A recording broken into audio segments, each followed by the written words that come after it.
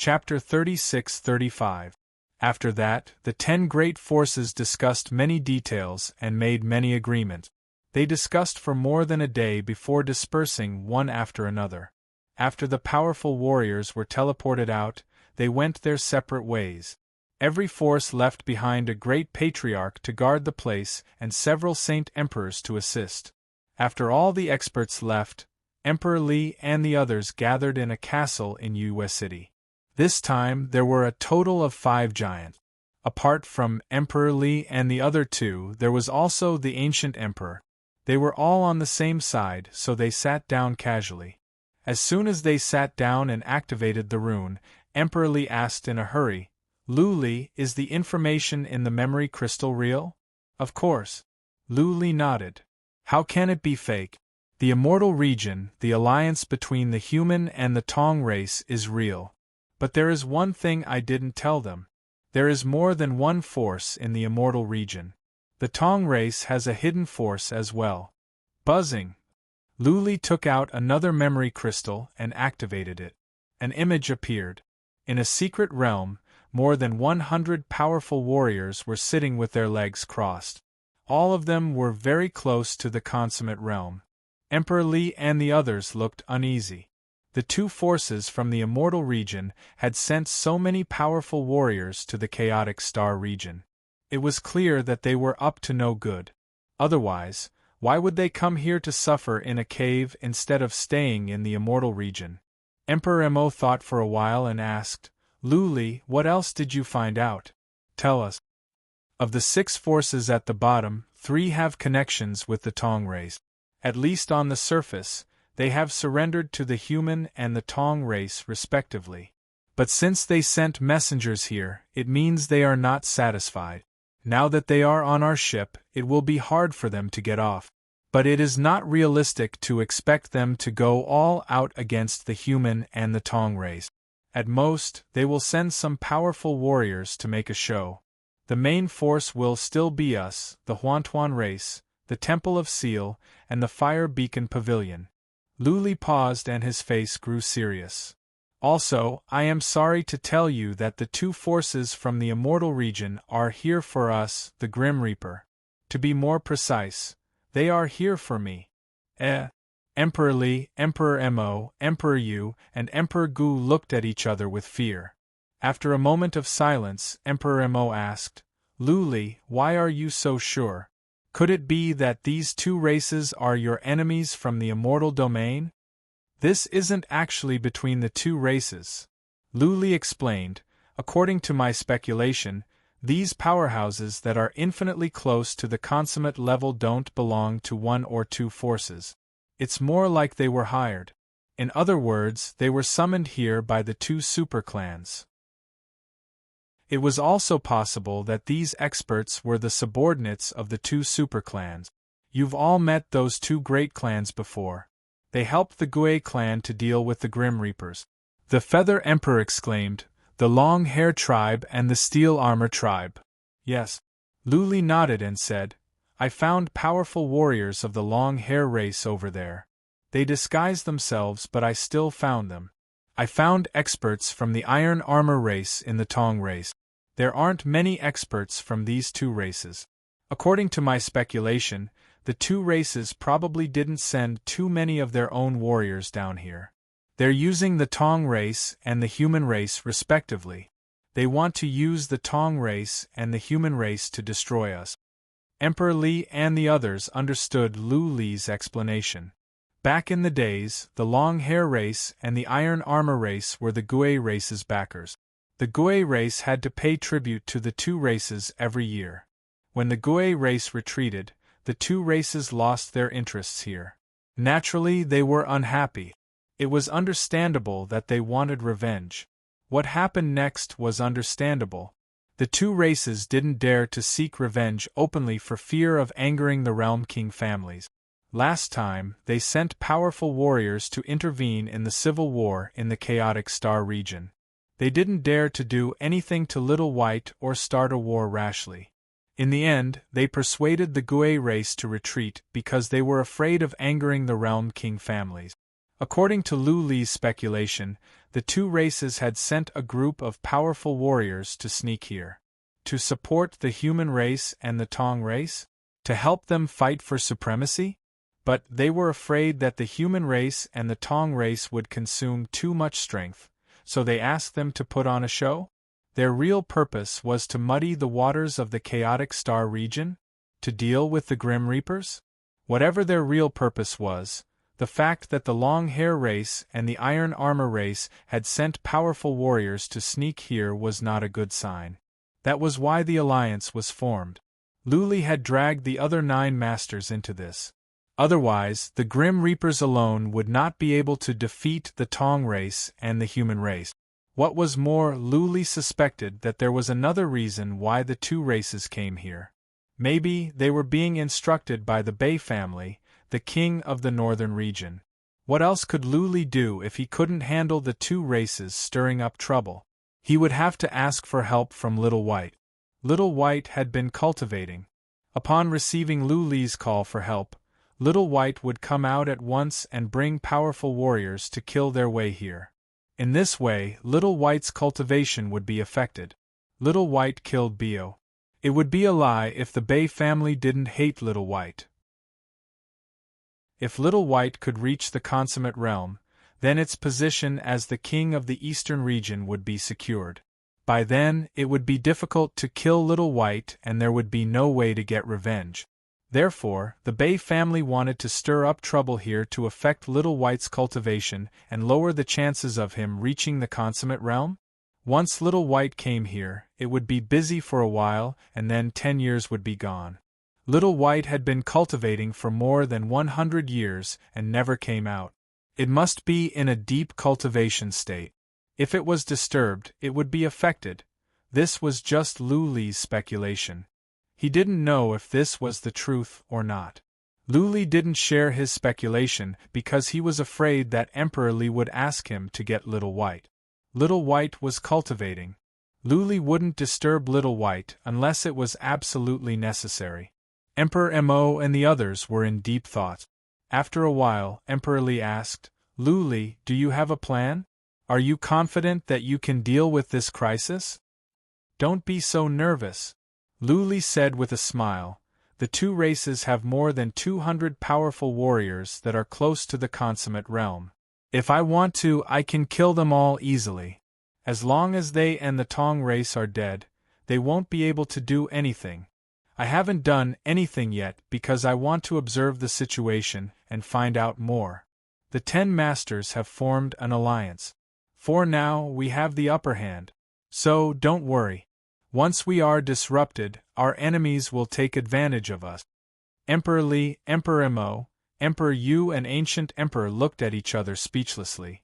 If they didn't know Lu Li well, they wouldn't believe him. Lu Li could kill more than 200 powerful warriors that were infinitely close to the consummate realm? Warriors that were infinitely close to the consummate realm were not cabbages. Was Lu Li at the consummate realm? How could he put it so casually? Had Lu Li's abilities improved again over the decades? The 4 of them looked at Lu Li with confusion. Lu Li smiled and said, "My realm is still the same, and I haven't reached the consummate realm. But I have learned another way. I can kill them all in an instant with a sneak attack." Lu Li was not bluffing. The more than 200 powerful warriors were gathered in different locations. He could sneak over and release cold air. Not even those at the consummate realm could stand it. Lu Li believed that once he released a large amount of cold air, those powerful warriors would be frozen in an instant. Even if he could not freeze them to death, he could use fire or ask Blood Fairy to build a formation of destruction. Blood Fairy had said that when she built a formation of destruction, no matter how many warriors that were infinitely close to the consummate realm came, they would all die. Chapter 36-36. In the following time, the human race and the Tong race continued to fight. The chaotic star region was in chaos, but the 10 masters were not. They kept a close watch on all the universes and sent a message to all the forces under their command not to cause trouble. Therefore, the chaotic star region was not in a mess. The 10 masters did not try to persuade the two races to fight. If they wanted to fight, then fight. They would cheer them on and cheer them on. They would go and celebrate with the winner. The higher-ups of many factions could also see that the two clans had recently started fighting. It wasn't the supreme elders who had died. Instead, some of their subordinates had died. Moreover, they were constantly fighting and stopping. It was obvious that they couldn't afford to continue fighting. Powerhouses that were infinitely close to the great perfection realm were the foundation of the two races. So many of them had died in the past, which was enough to make the two races feel heartache. If they continued to die, no one would be able to afford it. Luli suspected that the two races were putting on a show. Not even the great patriarchs of the two races knew about it, not to mention the saint emperors and warriors. They were just suspicious. At the beginning, when Luli was investigating the battlefield, the great patriarchs were fighting for real. They were furious. It did not look like they were putting on a show. Usually, the hatred would grow and the battles would become more intense. But recently, it had been less and less. It seemed that the show was not going to go on. The 10 masters did not care. If they wanted to go on, so be it. If they did anything out of line, there was a temporary headquarters at the Serene Moon universe. They could vote at any time and everyone would react immediately. Luli was not at the Serene Moon universe. He went to a nearby universe and entered the realm of magic. He was monitoring the situation of the chaotic star region from the realm of magic, which was the safest place. He could send a message to Emperor Li at the Serene Moon universe at any time. Nothing would happen to the Grim Reaper if nothing happened to him. Lu Li's focus was on the more than 200 powerful warriors and the leaders of the human race and the Tong race. It was a pity that he could not monitor the absolute completion realm. Once he tried, he would be discovered. The real decision was made by the absolute completion realm. So far, Lu Li had not learned the real scheme of the Iron Armor race and the Long Hair race. A patriarch of the Long Hair race was living at the Tong race's side. He would not talk to the patriarchs of the Long Hair race except for the absolute completion realm. Similarly, the patriarch of the Iron Armor race would only talk to the absolute completion realm of the Tong race. Lu Li did not dare to go. Even if he did, he would not find anything. Wait and see. Since Lu Li had the map, he was not afraid of the two races. In any case, whatever they were up to, they would definitely send out experts. He could track them at any time. When the time came, he just had to make arrangements in advance. In other words, with the sovereign map, he was now in an invincible position. As time passed, the atmosphere in the heavenly chaotic star territory became awkward. Right now, the Tong tribe and the human tribe didn't know whether to fight or not. It was as if two men who cared about their reputations were fighting, and there was a crowd of onlookers nearby, but no one came to stop the fight. They just watched coldly from the sidelines. These two men were injured, but because no one stopped them from fighting, they couldn't step down. They couldn't just stop like this, right? Countless races in the chaotic star fields also felt that something was off. The 10 dominators reacted strangely, as did the humans and the Tong tribe. In addition, the 10 hegemons had strictly forbidden them from causing trouble, so the various races didn't dare to act rashly. They were all observing the situation to see what would happen next. After another month, something finally happened. Lu Li noticed that out of the more than 100 powerful warriors in the human tribe's universe, more than 50 had sneaked out. They were sneaking toward the Tuan tribe's universe. They had a strange battleship that could be completely invisible and could fly in silence. It looked like a ghost ship. Finally, they are coming out of their caves? Lu Li raised his eyebrows. More than 50 powerful warriors must be up to something. Lu Li didn't hurry to send a message to the Tuan tribe. He thought for a while and decided to wait until the powerful warriors arrived at the territory of the Tuan tribe. Letting the powerful warriors move could make the 10 hegemons more united. The territories of the Tuan tribe and the human tribe were adjacent. Therefore, after half a month, the dozens of powerful warriors arrived at the border. What shocked Luli was that the more than 50 powerful warriors didn't attack the Tuan tribe's universe. Instead, they began to attack the human tribe's universe. The more than 50 powerful warriors divided themselves into 10 groups and attacked a different universe. They massacred some garrisons, destroyed some cities, and wiped out some races. So cruel, Luli was speechless. The more than 50 powerful warriors were all in disguise, and they were of the same race, the Tuan race. Clearly, they were trying to shift the blame to the Tuan tribe. The human tribe was going to make a move against the Tuan tribe. Luli recorded everything with a memory crystal, including the appearance of the powerful warriors when they arrived, when they disguised themselves, when they slaughtered, and when they left. Everything was recorded. The map was amazing. Everything Luli saw could be recorded by the memory crystal. No wonder it was a treasure of an almighty god's level. Luli could not decipher the strangeness of the map with normal logic and thinking. He had to explain it with the means of an almighty god. A piece of treasure that could observe the entire world. If the news was spread out, all the warriors in the world would be in a frenzy.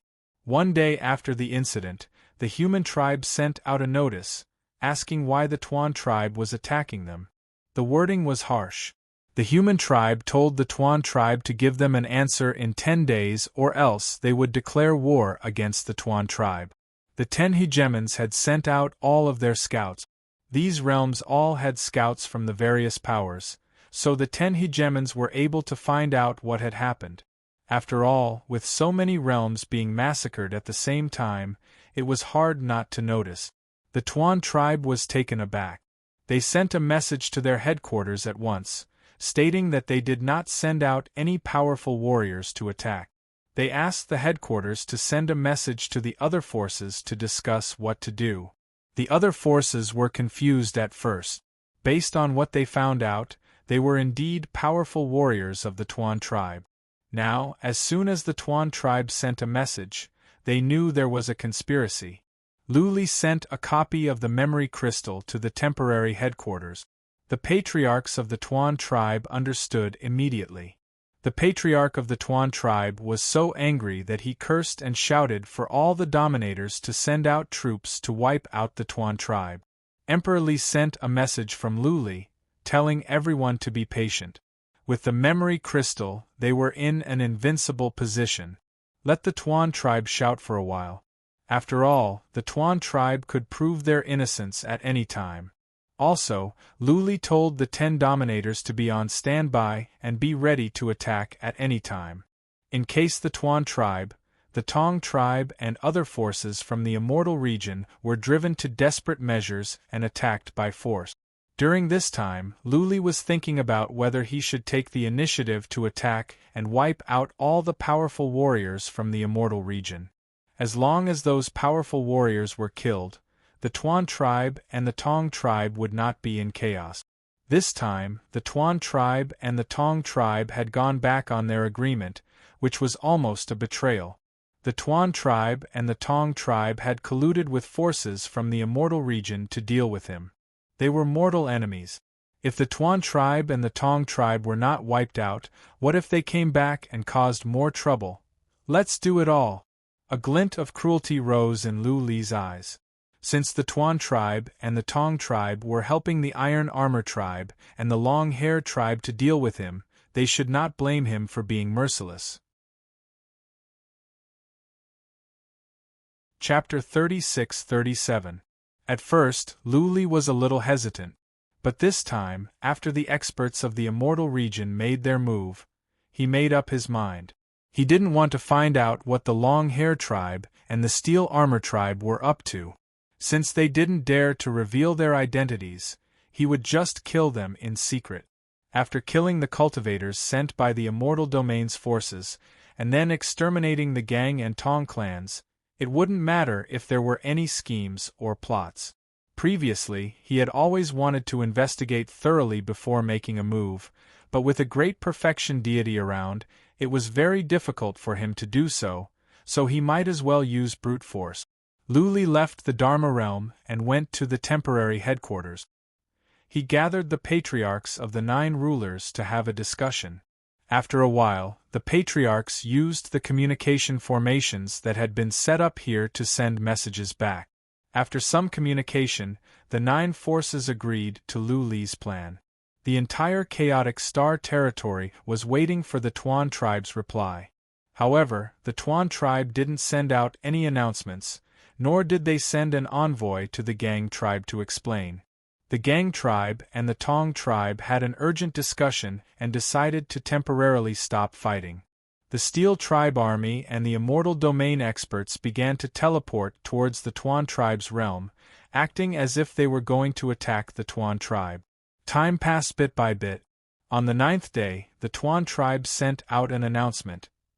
They said that a mysterious force had impersonated the Tuan tribe and attacked the Steel tribe's realm. The Tuan tribe called for the Steel tribe to remain calm and investigate the matter thoroughly before attacking. Otherwise, the Tuan tribe would view the Steel tribe as the initiator and declare war on the Steel tribe. Almost at the same time, the Seal Temple, Grim Reaper, and the other remaining forces also issued a notice, calling for the Gang tribe to remain calm and find the real culprit behind the scenes. They also urged the Gang tribe not to attack the Tuan tribe rashly. Otherwise, they would not sit idly by. The 9 sovereigns spoke at the same time and expressed their stance. If the Steel tribe attacked the Tuan tribe, they would not sit idly by. Their meaning was clear. If the Steel tribe attacked the Tuan tribe, they would all send troops to assist the Tuan tribe. Previously, when the envoys of the 10 great factions had gathered in Serene Moon Realm, many martial practitioners had suspected that the 10 rulers might form an alliance. Now their suspicions were confirmed. The martial practitioners of the Gang and Tong tribes were all shocked. There were originally 12 rulers, but now there were 10 alliances, excluding the Steel tribe and the Tong tribe? What was he trying to do? Should they form an alliance against the Steel tribe and the Tong tribe? Moreover, the announcements issued by the top 10 forces all stated that this wasn't done by the Tuan tribe, but by other forces impersonating the Tuan tribe to attack. This confused many martial artists who didn't know the inside story. The ones attacking were dozens of powerhouses who were infinitely close to the Great Perfection realm. Apart from the 10 great forces, how could the other forces have so many powerhouses? Could it be that the experts of the Tong clan disguised themselves as the Tuan clan and attacked? The powerhouses of the Tong clan had been fighting against the Gang clan, so where did their powerhouses come from? Could it be that they had invited outside help? The Gang tribe's elder hall was also in an uproar. The 10 sovereigns were joining forces to deal with them. How were they supposed to play? The 3 factions that had been bribed and suppressed also rebelled, causing the elders and grand elders of the Gang clan to be infuriated. After discussing for a while, they did not come to any conclusion. They could only let the great elder ask the tribe king for his opinion. Many of the elders actually did not know much of the inside story, and were only guessing. In any case, it was useless no matter what they discussed. A single word from the clan king would suffice, so they might as well wait for the clan king's orders. The great elder went to ask for instructions, and a moment later, he relayed the order. Most of the experts went to the front lines and attacked the Tuan tribe. This time, the tribe king had invited outside help. The Gang tribe king and Old tribe king would also personally hold the line. The 2 tribe kings wanted to take down the Tuan tribe's territory as quickly as possible. As long as they could destroy the Tuan tribe, the alliance would immediately crumble. Everyone, although the 10 sovereigns have joined forces, they are not terrifying. The great elder said with a cold expression, the 10 sovereigns are so far away from each other. If they want to mobilize experts and armies to reinforce us, it will take at least half a year. Moreover, are the 10 sovereigns really united? Would the weaker sovereigns really dare to make a move? I don't think so. Even if they dare to make a move, they will take their time. Therefore, as long as we are fast, we can easily destroy the Tuan tribe. At that time, the 10 Sovereigns' alliance will be a joke. The great elder's words shook the group of elders. However, another elder threw out a question that made all the grand elders and elders hesitate again. Great elder, if we attack the Tuan tribe with full force, what if the Tong tribe suddenly attacks us? If we attack Tuan Jie, the Tong tribe will mobilize experts and easily attack our gang city. At that time we will be finished. Don't worry. The great elder waved his hand. We've already discussed it with the Tong tribe. This time, the Tong tribe will attack the Seal Temple. They won't have time to deal with us. We've already signed an agreement with the Tong tribe. Huh!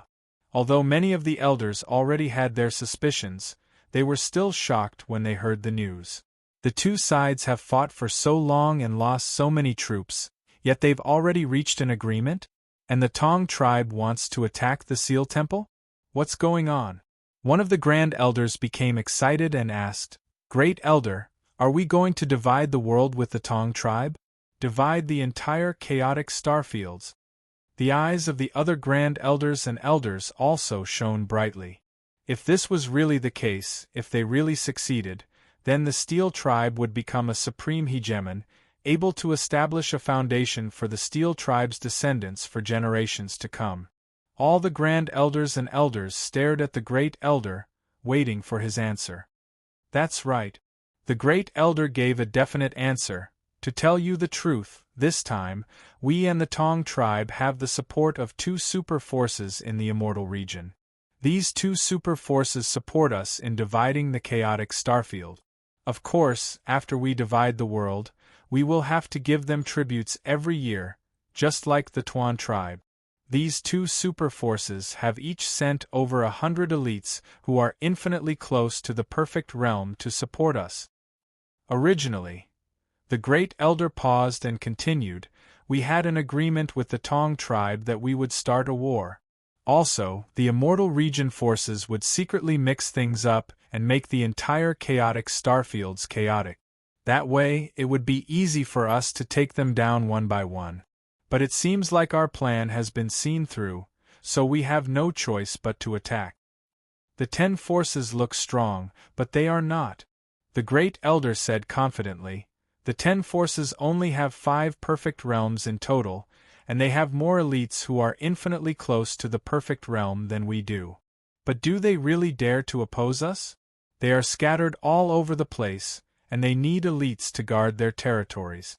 But we can attack them with everything we have. Once we wipe out the Tuan tribe, the elites of the other forces will immediately retreat. Then, we will take them down one by one, and half of the chaotic starfields will be ours. Send a message to the 3 dominators who have submitted to us. The great elder ordered in high spirits. Tell them that they are not allowed to interfere in the war between us and the Tuan tribe, or we will wipe them out. Tell them to just sit back and watch. Everyone, listen to my command. Aside from the elites who have been guarding the base, the rest are to come out and wipe out the Tuan tribe. Today is the day of our millennium domination. Chapter 36-38. What the chief patriarch didn't know was that Luli had heard everything he said. Luli had been monitoring their every move and recorded the memory crystal. He showed the memory crystal to all the patriarchs at the temporary headquarters. All the patriarchs felt chills down their spines. If it were not for Luli, all the lords would have been doomed. They would have been destroyed by the Tong race and the Tong race, or they would have surrendered and become their dependent races. The patriarchs of the Hall of Apotheosis and the Tong race, in particular, were enraged. They wished they could mobilize an army and kill their way into the headquarters of the Tong race and the Tong race. The patriarchs sent back messages at once, and so did the other lords, asking for Luli's arrangement. Luli was the leader now and he had the best intelligence. He could see the big picture well. As the leader, Luli would not pass on this responsibility. He thought for a while and proposed a plan. He showed the plan to the patriarchs of the 9 Lords of God. They didn't have to see the plan of the Grim Reaper. Luli could make the call. The 9 Lords of God were surprised. Lu Li's plan was for 7 forces to go to the Tong race. The Grim Reaper would go to the Hall of Apotheosis alone, and the other one would go to the Hall of Apotheosis. One patriarch raised a question. Leader, isn't it too weak for you to go to the Hall of Apotheosis alone? Chief Patriarch had said that there were 2 forces and more than 100 powerful warriors hiding at the Tong race. What if there were other warriors at the Tong race? If the Grim Reaper sent only one force to help, both the Grim Reaper and the Hall of Apotheosis could be destroyed. Right, leader, we must be cautious. The patriarchs of the Hall of Apotheosis were worried. This was a matter of life and death for the Hall of Apotheosis. Naturally, they didn't want to take the risk. It's okay, Lu Li said with a smile. As long as I am here, we don't have to be afraid no matter how many warriors are close to the Tong race. 2 of us can stall the one at the Tong race, and I will take care of the rest. Lu Li's confidence shocked all the patriarchs present. They were relieved to remember that Lu Li was a ferocious warrior that had defeated 2 major families on his own. Lu Li glanced around coldly and said, I will not joke with my life, nor will I joke with the powerful warriors of the Grim Reaper. You don't have to worry about the Tong tribe. On the other hand, you guys have to go all out on your side. All of your forces have to send reinforcements as fast as possible. If the lips are gone, the teeth will be interdependent. If the Tong tribe can't hold on any longer, it'll be your turn next. We, the Grim Reaper, had nothing before. We can give up our current territory and lie low. Can you do that? Rest assured, Alliance Master. Yes, we all understand this very well. We will definitely do our best. Yes, Alliance Master. We will definitely listen to you. The patriarchs expressed their stance at once. Lu Li nodded and said, then send a message back. Tell them to act according to the plan. This time, if we don't do anything, we will wipe out the Tong race and the Xian race. When the time comes, the territories of the 2 clans will be equally divided. Alright. Lu Li's last words refreshed all the patriarchs. The Tong tribe and the Xian tribe were the strongest, and their territories were also the largest and best. If the territories of the 2 tribes were to be divided, all of them would be able to benefit quite a bit. Interests could move people's hearts. The Tong tribe and the Xian tribe were taking the risk out of desperation for the sake of interest. Lu Li left at once. He left for the Serene Moon universe. Emperor Li and the others left as well. They went to a major city, and then teleported to the major city of the Temple of Apotheosis to fight against the invasion of the Tong race. Lu Li did not go with the team. He went to the major city first. He did not teleport to the major universe of the Temple of Apotheosis either. Instead, he teleported to a nearby universe. As soon as he arrived, he went into hiding and went to the Dharma realm to monitor the situation. As far as he was concerned, defeating the Tong race and the Xian race would not be difficult if everything went according to the plan. However, he was afraid that some of the dominators would not contribute or even betray the alliance. In that case, the alliance would be doomed. Therefore, Lu Li did not hurry to the Temple of Apotheosis. Instead, he stayed here to monitor the situation. First, he checked the Tong race. Their powerful warriors were on the move as well as their armies. So did the warriors in hiding. If it were not for Lu Li's intelligence, the Temple of Apotheosis would have suffered a great loss. The sudden attack of a group of powerful warriors would catch the Xian tribe off guard. It will take the Tong race more than half a month to get here. Lu Li thought about it and decided not to worry. He went to check on the Tong race. They were mobilizing their armies and powerful warriors. The warriors in hiding were on the move as well. It would take more than half a month for the war to officially start. The 2 sides must have made an agreement to take action at the same time. In this case, if something happened to the Temple of Apotheosis, the other forces would not be able to come to their rescue in time. Lu Li went on. This time, he was checking the 8 dominant forces. After inspecting it for a while, he was quite satisfied. He had asked the 9 dominant forces to prepare for the war. They were well prepared. Their powerful warriors had been gathered. Now, they were teleporting to the Tong race in batches. It would take them more than 10 days to get there. Time was tight. Lu Li began to investigate carefully. Unless they could kill all the warriors on the battlefield and not leak any news, the Iron Armor race and the Long Hair race would be in trouble if the news reached the Immortal region. Chapter 36-39. 11 days later, the Grim Reaper's experts were all teleported to the main city of the Seal Temple. Lu Li showed up. The Fire Beacon Pavilion's absolute completion had been here for a long time, but no one knew where he was hiding.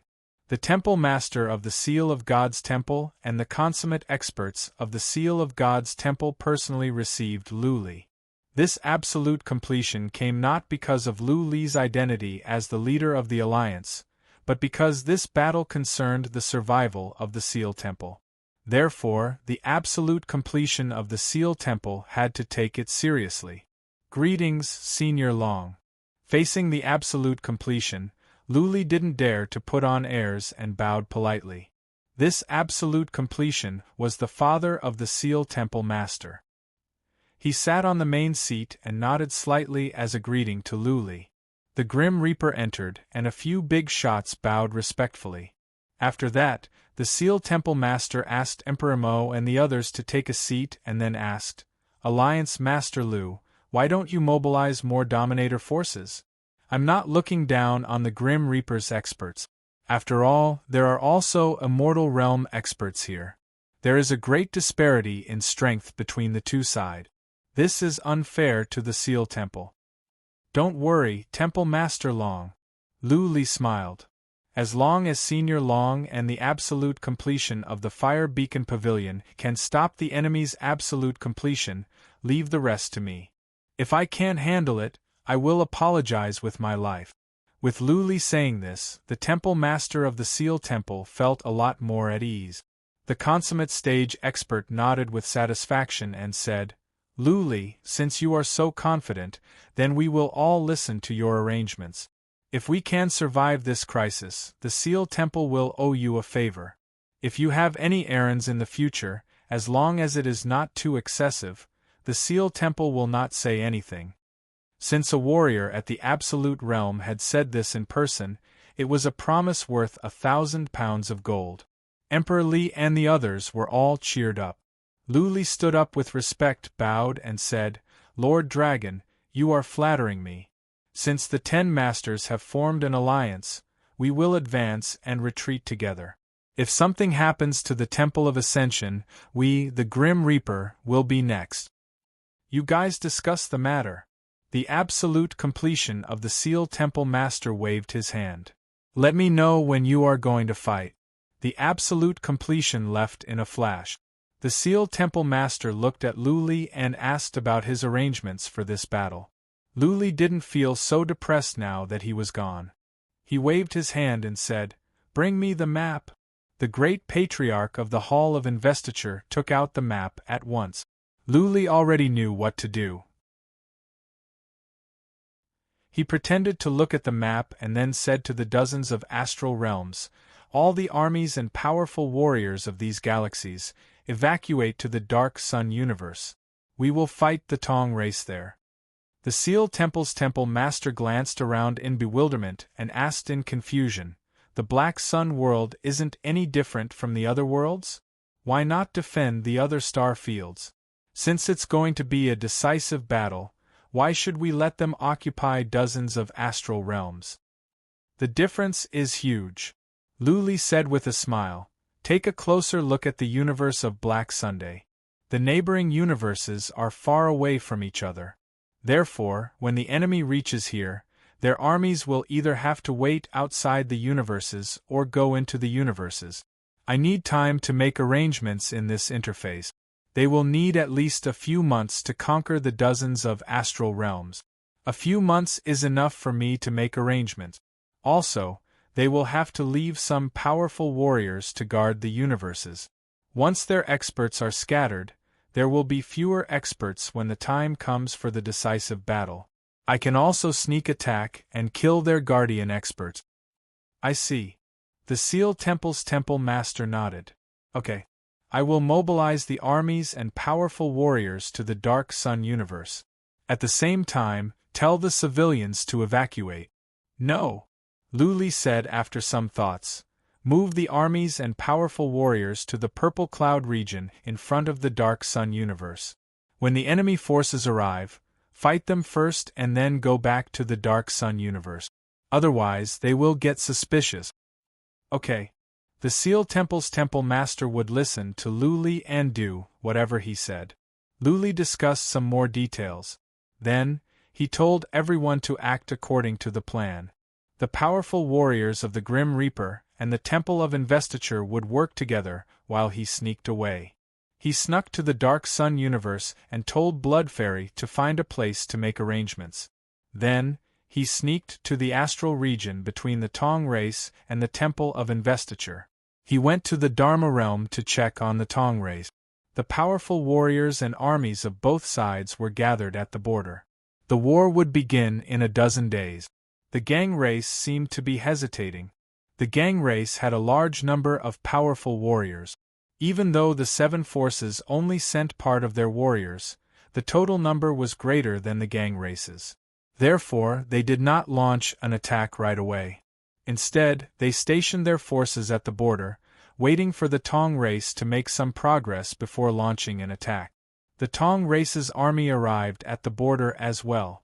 They did not stop here. They launched an attack right away. First, they attacked a universe. Since the powerful warriors on this side had left, the Tong race occupied this universe easily. The Tong race left behind an army of 100,002 warriors that were close to the consummate realm. The Tong race marched on at once, sweeping across the universes one by one. During those 10 days, the Tong tribe easily took over 4 realms, and no battles broke out. All of the cities in the realms raised white flags and surrendered. The Tong race marched on. On the 11th day, the Tong race received a piece of news. The first universe they conquered was under attack. The 2 warriors that were close to the consummate realm were killed. Over half of the army of 100,000 was slaughtered. Lu Li, the leader of the Tong race, bellowed when he received the news. The attacker was Lu Li. He did not hide his identity. After the attack, he revealed himself and swaggered away. While the Tong race was discussing what to do, they received another piece of news 2 days later. The universes near the first one were under attack. Lu Li took the teleportation altar and went to the second one. His sneak attack was successful. He killed the 2 warriors that were close to the consummate realm. Stop attacking the Temple of Investiture. Leave no powerful warriors behind. Don't worry about Lu Li. Kill your way in and fight against the main force of the Temple of Investiture. The consummate warrior of the Tong race passed down the order. The powerful warriors of the Tong race agreed. They were going after the Temple of Investiture. As long as they could kill all the powerful warriors of the Temple of Investiture, they could come back and take over the universes. Lu Li was proficient in stealth. Only a consummate warrior of the Tong race could find him. The Tong race only had 2 at the consummate realm, and the Temple of Investiture had 2 as well. They would not spare one to go after Lu Li. The army flew in a straight line toward the Purple Cloud region, where the army of the Temple of Investiture was gathered. The Purple Cloud region was right in front of the Black Sun region. The Temple of Investiture had mobilized all the powerful warriors according to Lu Li's plan. There was some distance between the Tong race and the Purple Cloud region. It would take them at least half a month to fly over. Another 10 days later, another piece of news came which enraged all the powerful warriors of the Tong race.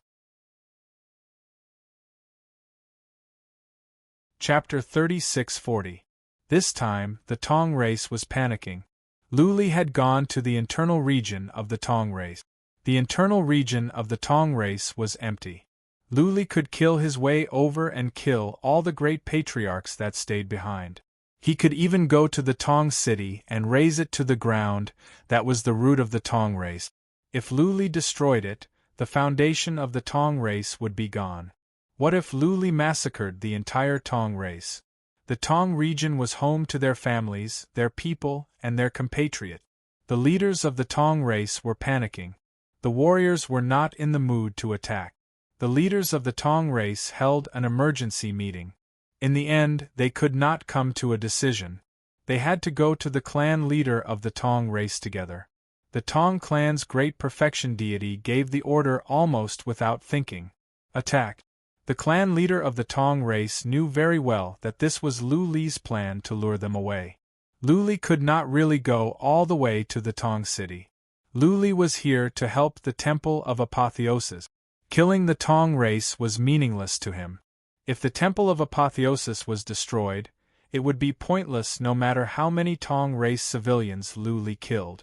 Therefore, the clan leader of the Tong race believed that as long as they kept on attacking, Lu Li must return. What was more, the powerful warriors of the God of Death were at the Purple Cloud region. If the Tong race army came to the Purple Cloud region, Lu Li would have to come back to help. What if the powerful warriors of the God of Death were all killed by the Tong race? The clan leader of the Tong race ordered them to ignore Lu Li and fly toward the Purple Cloud region at full speed. As long as they kept moving forward, Lu Li would stop his killing and come back to help. The Tong race had two absolute warriors. One of them was not in charge. This one was the current clan leader. No one dared to disobey his orders. All the Tong race warriors flew toward the Purple Cloud region at once, paying no attention to Lu Li. 3 days later, another piece of news came back. Lu Li had killed his way to a universe of the Tong race, killing 2 great patriarchs and hundreds of thousands of Tong race warriors. There was a branch of the Tong race here. Over half of the 1 million Tong race civilians were killed. The leaders of the Tong race were enraged by the news. They wished they could kill their way to the Heaven's Cross City and tear Lu Li's people apart. They did not stop. The battleships sped up. Lu Li saw this and sighed helplessly. In fact, he did not expect the Tong army to turn around. He only hoped that one of the Tong race's great perfection realm cultivators would return. That way, it would be much easier for the final battle. He was worried that the Iron Armor race had a great perfection paragon lurking around. At that time, it would be 3 great perfection paragons fighting against 2 great perfection paragons, and they would be at a disadvantage. Seeing this, Lu Li knew that the Tong race had made up their mind to wipe out the Hall of Gods first. They would not return even if Lu Li had to go to the Tong universe. He quickly returned stealthily and arrived at the Seal Temple's realm. He then teleported to the Seal Temple's main realm before teleporting to the Black Sun world. After half a month, Lu Li arrived at the world of Black Sunday. Blood Fairy was almost done. Lu Li checked but did not know what she was doing. He could not sense the existence of any runes. Lu Li asked with doubt, "Blood Fairy, can your runes trap so many warriors and armies?" "No problem," Blood Fairy replied with certainty. "As long as they are within a radius of 3,000 miles, I can trap even a warrior at the Great Perfection Realm for a period of time. I have set up a stealthy rune outside. Only those at the Great Perfection Realm can sense it. Not even those at the Great Perfection Realm can notice it. Once the entrapment formation is activated, the Formation of Destruction will be activated." Formation of Destruction? Lu Li's eyes glowed. How powerful is the Formation of Destruction? Can you kill warriors close to the Great Perfection Realm? Not a problem. Blood Fairy's answer was firm. Warriors close to the Great Perfection Realm will die, no matter how many come. I don't think I can kill warriors at the Great Perfection Realm. Let me study for hundreds of years. Maybe I can. That is enough. Lu Li nodded. Go on with your work. Wait for my orders. Lu Li flew away and teleported to the Purple Cloud region. As soon as he arrived, he went into hiding and did not contact the warriors here. When he teleported, he changed his look. Therefore, when he arrived at the purple cloud region, the warriors here did not recognize him. All they knew was that he had the token of the Grand Master of the Hall of Seals. Warriors and higher-ups of the Hall of Seals were at the Purple Cloud City, including Emperor Li. Li did not greet them. He left the Purple Cloud City and entered the Magic Realm. He began to use the map to check the situation. The Tong race's army was still some distance away. It would take them 5 or 6 days to arrive. Li did not find any great perfection realm warriors of the Tong race. The powerful warriors of the armored race were all on the same ship, but patriarchs of the armored race did not show up. Perhaps they did not want to leave behind any evidence. There were experts from all kinds of races here, but there was no expert from the iron armor race. Li turned to the gang race. The battle had not started yet. The two armies were facing each other at 2 universes on the border. Li checked carefully and pondered for a couple of hours. Emperor Mo. Li made up his mind.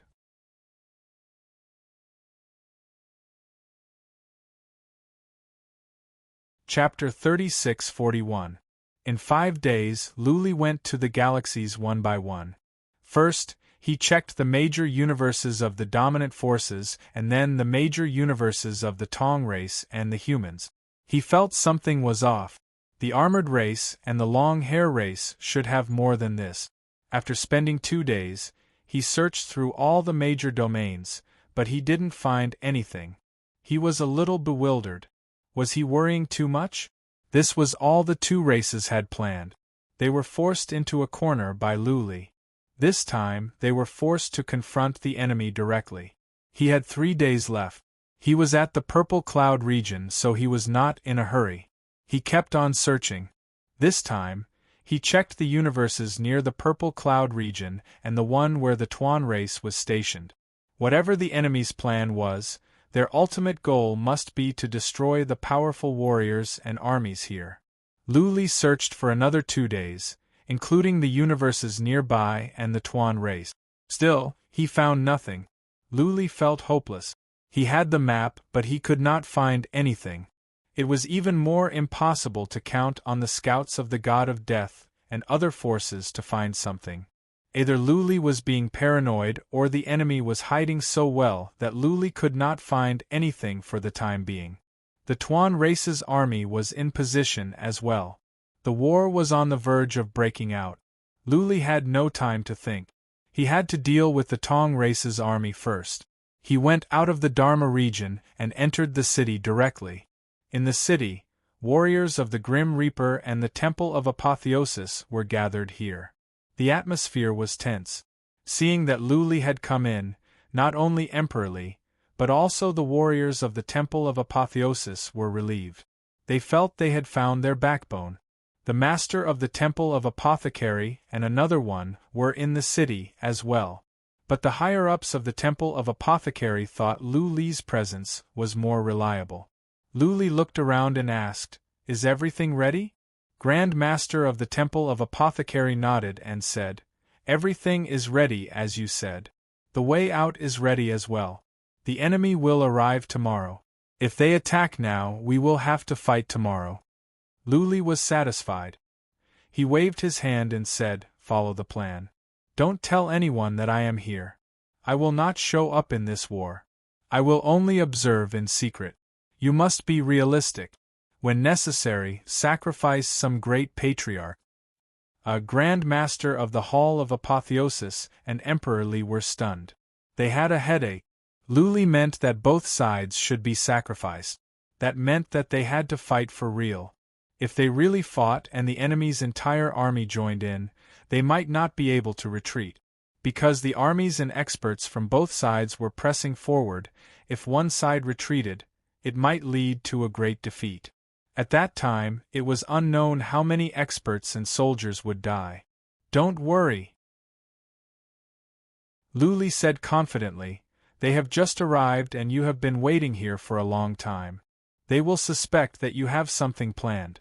At most, they would only mobilize a portion of their soldiers and experts to test the waters. They would never dare to send their entire army. So, after the intense battle, you will immediately retreat. Even if they know that we have arrangements in the Black Sun world, they will still follow you because their goal is to destroy our main force. If the situation is not right, shouldn't I be lurking on the side? I will make a move. Alright.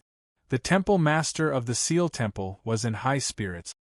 He had a lot of trust in Luli, mainly because Luli had single-handedly subdued 2 superclans and was known as the most powerful person below the consummate level. With Luli here and the fact that there were no more perfect realm warriors on the other side, the pressure should not be too great. Alright. Thinking of this, the temple master of the Seal Temple asked, Luli, have you found out if there are any perfect realm warriors hiding? Logically speaking, it is impossible for a force from the immortal region to not have one. If there is one more, my father and the Fong Pavilion Master will be in danger. I didn't find out. Luli shook his head and said, and if there are perfect realm warriors hiding, I won't be able to find them even if I wanted to. If there really are 3 perfect realm warriors, then just let your father and the others escape and restrain them.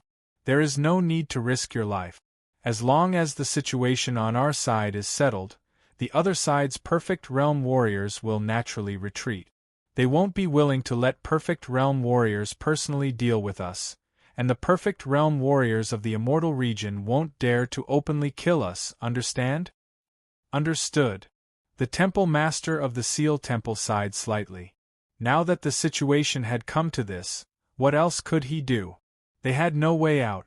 They could only walk this path to the end. Either the Tong clan was destroyed or they were finished. Luli gave a few more details and then left. He went in and out in stealth, and the guards outside had no idea. Only the higher-ups of the Seal Temple and the Grim Reaper knew he had been here. Luli left the castle and happened to meet 2 Saint Emperors of the Grim Reaper. They chatted as they walked. Brother Hu, has everything been arranged at Tianhua City? I've already sent a message back. Our clan and the important members of your clan will all go into hiding. If anything happens to us this time, if the Grim Reaper loses, they will immediately return to the ancestral land. Don't worry. The future of this battle is uncertain. It doesn't matter if we live or die, but we are afraid of losing. Don't worry, with Lu Wang around, what is there to worry about? Ever since Lu Wang joined the Grim Reaper, have you ever seen him lose? Back when he was still the trump card of the Grim Reaper, I was already an elder. I watched him rise step by step with my own eyes. How many years has it been? Lu Wang went from being the trump card of the Grim Reaper to becoming the leader of the heavenly chaotic star sector today. How many miracles did he create? The situation this time is not as bad as before, so there is no need to worry at all. That's true. Luli is a legend. He has never tasted defeat since he started his career. With Lu Wang around, there is nothing to worry about. Our families have been settled down. Let's fight to the death. The 2 Saint Emperor Patriarchs walked away, mumbling to themselves. Luli, on the other hand, was stunned. It was not because the 2 Saint Emperor Patriarchs were flattering him, nor was it because they were worried. Instead, it was because the 2 Saint Emperor Patriarchs told him to make arrangements for his family and a path of retreat. Family? Luli thought about it. A moment later, he was taken aback. Instead of going out, he went directly into the Dharma realm. He took out the map and scanned the Tianhua region at once. Previously, he had done it once, but he was still worried. He checked the Tianhua city and the cities in the Tianhua region again and again. 2 hours later, Luli didn't see anything strange in the Tianhua region. At least, there were no strange powerful warriors hiding. He began to search the Heaven Dragon region and the Heaven Land region, one after another. This time it was different. Previously, he would just check a city randomly. This time, he was looking carefully. 10 hours later, Luli trembled all of a sudden. He was filled with murderous intent.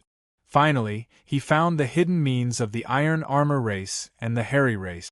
In a small city in a large region to the north of the Tianhui region, Luli found 30 powerful warriors that were very close to the consummate realm. But that was not the point. The point was, there was another powerful warrior with the 30 warriors that were very close to the consummate realm.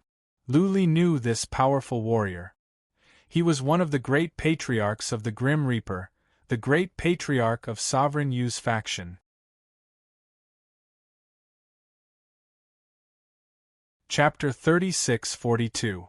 This great patriarch and the 30 warriors who were infinitely close to the consummate realm were plotting something.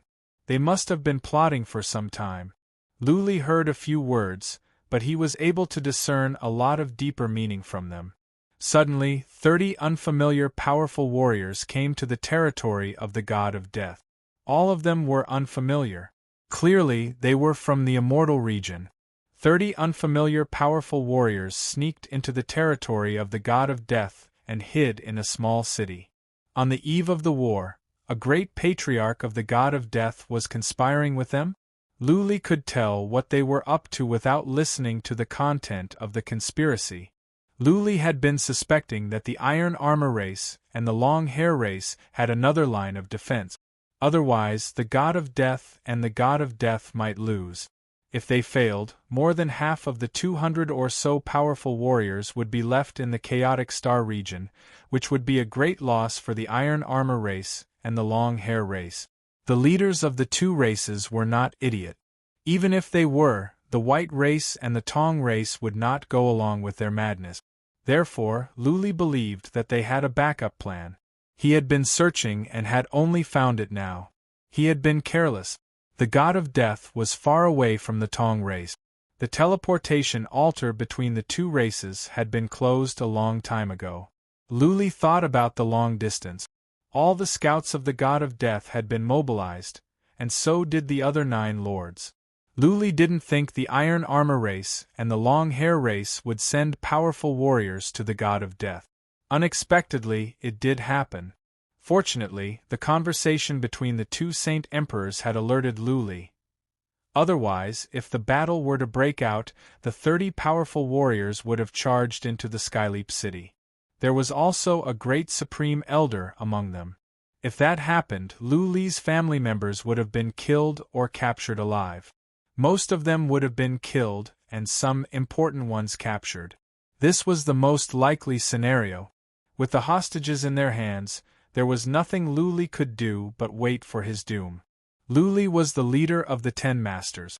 He had the ability to monitor the overall situation.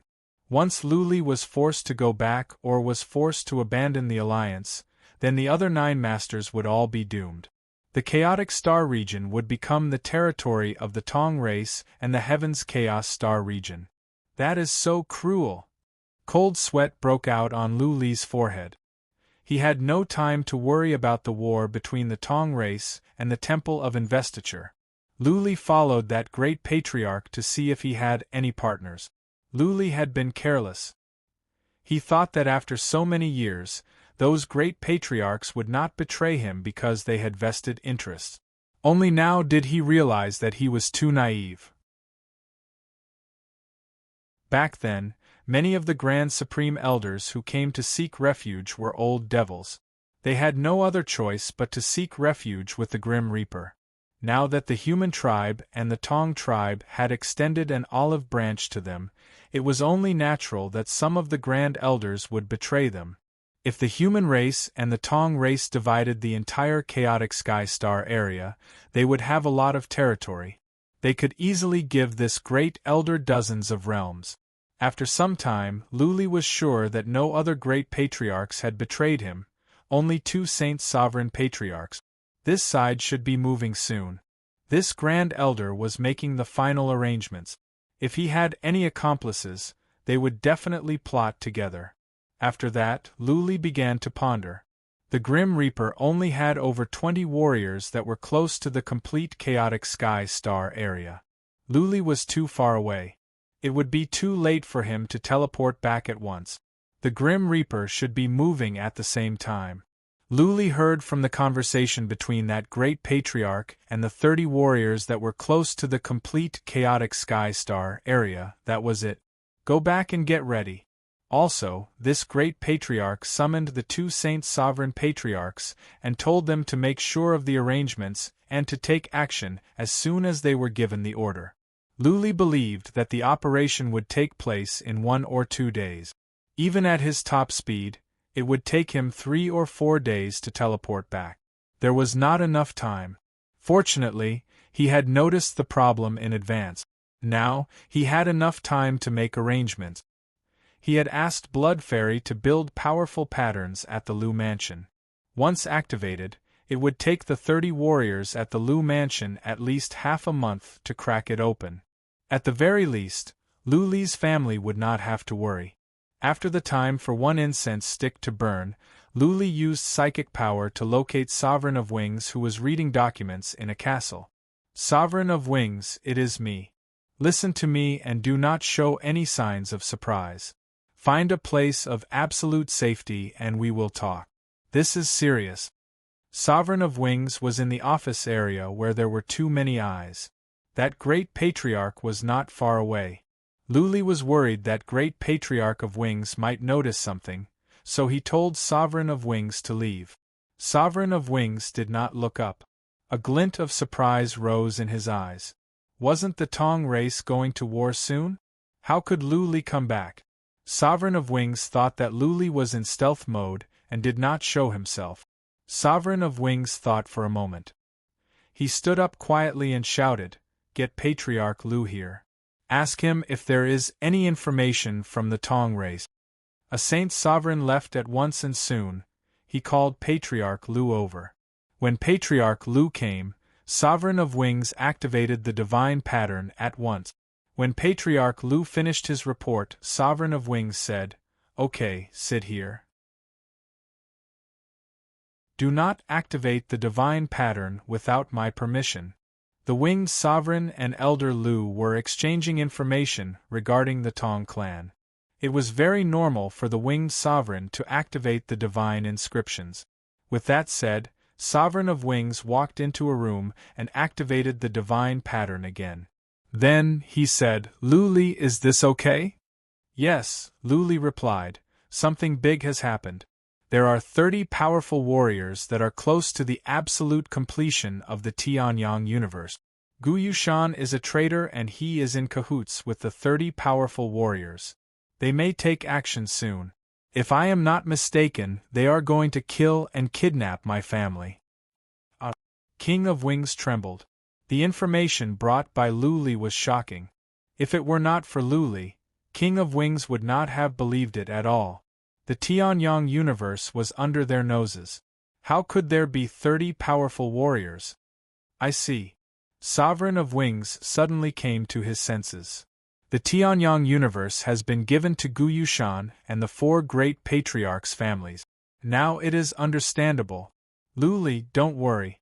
They are just 30 warriors that are close to the absolute completion of the Tianyang universe. I might be afraid in other places, but if they dare to come to the Tianyang city, I will make them suffer. Sovereign of Wings didn't ask for details. He had absolute trust in Luli. Luli would not joke about something like this. Also, Luli had named Gu Yushan. He must have found out everything. Luli asked again after a pause, "Are you sure? If so, I will tell the Lu Mansion to activate the divine pattern and you will take care of the rest. If not, then tell them to stay away for now." "Activate the divine pattern," Sovereign of Wings said with confidence. "Luli, you haven't been with the Grim Reaper for long and you don't like to be in charge. You don't know how many years we have been in the Tianyang city. In this city we have 9 powerful warriors. We can even kill a warrior at the absolute completion of the Tianyang universe. These 30 warriors that are close to the absolute completion of the Tianyang universe think that we don't have many powerful warriors guarding here. They think they can stir up trouble with a mole? Dream on.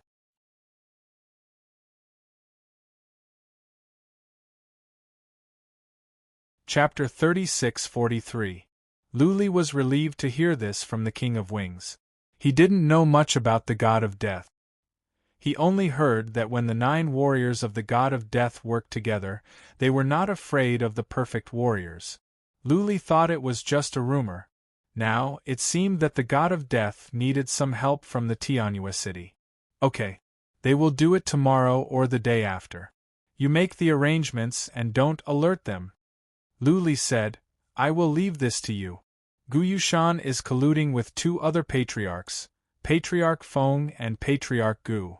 You go and make the arrangements yourself if there are other people working. I just want the Tianjue city to stay calm. If something goes wrong at the rear, it will be hard for us at the front. The front? King of Wings was surprised. He had been wondering about this. Not long ago, he heard that Luli went on a killing spree in the universe controlled by the Tong race. How come Luli had come back? King of Wings asked with his eyes wide open. Luli, are you still at the Hall of Ascension? Then how did you get to me? Don't tell me that you can do that from so far away.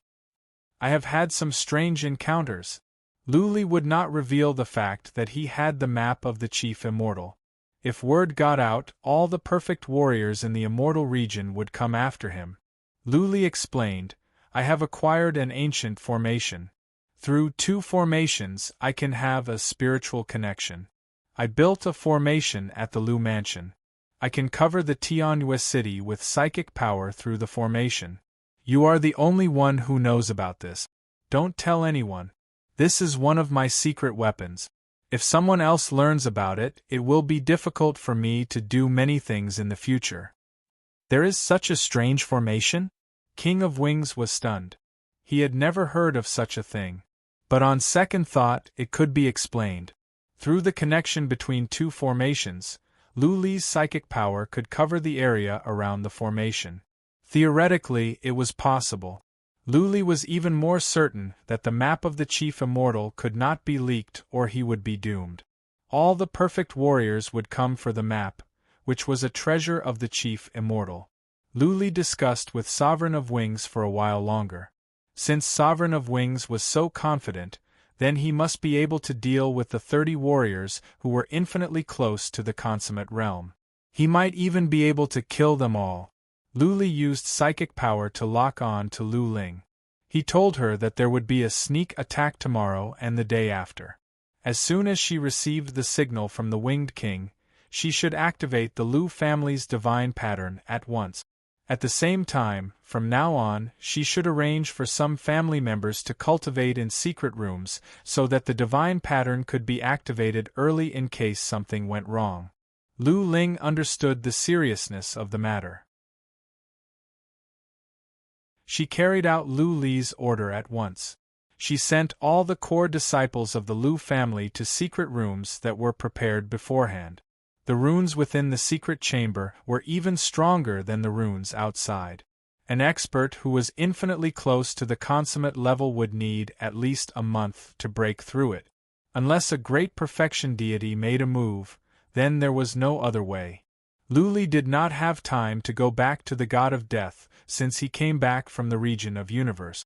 Otherwise, if Blood Fairy were to build the formation now, it would take some time for the warrior to crack it. Of course, Emperor of Wings had made arrangements. Luli didn't have to worry about the safety of the Lu Mansion. Even so, Luli decided to observe for a day or 2. When the situation was stabilized, he would go to the Temple of Apothecary. The Temple of Apothecary was not the main force in this fight. They would retreat after a short fight. Therefore, Luli was not worried. He believed that the Tong race would not be so bold as to commit all their powerful warriors and forces at the very beginning. Soon, a day had passed. The army of the Tong race had arrived. Over 10,000 battleships surrounded the entire Purple Cloud region. The Temple of Apothecary did not mobilize any warriors to guard outside. The entrances and exits were not sealed off. When all the battleships arrived, the leader of the Tong race gave the order to attack. The army marched in. Half of the warriors and more than half of the powerful ones were inside. Only the 2 Tong race warriors at the consummate level did not go in. They believed that the great perfection deities of the Seal Temple and Fire Beacon Pavilion were outside. If the great perfection deities fought, it would easily cause the Purple Cloud realm to collapse. At that time, their experts and armies would all die. The battlefield of the great perfection deities was definitely outside the void. Well, 6 hours later, Luli nodded. The Tong race had mobilized millions of warriors and 50 or 60 warriors close to the consummate level to test the waters. The other warriors and armies stayed on the side to monitor the situation. Many scouts were sent out to check the situation at the Purple Cloud region. Master of the Temple of Apothecary and Emperor Li had a discussion and decided to mobilize millions of warriors as well. The number of the most powerful warriors was about the same. After all, they would leave after one round. This was not the final battlefield. There was no need to mobilize more powerful warriors and armies. By then, the Tong race would have to send more warriors and armies. Once the war broke out, it would be more difficult for them to leave. On a plain, the two forces collided with each other, and a brutal battle began. Luli said that if they were to fight for real, then the warriors and armies would fight with all their might. Blood would flow like a river and the sun would dim. The battle would last for a day or two. After a while, Luli went to check on the god of death. The powerful warriors there did not make any move. They had been hiding in the small city. After a while, Luli turned to the Tong race. The battle had begun as well. But the allies were only testing the waters. They did not go all out. The battle had been going on for several hours.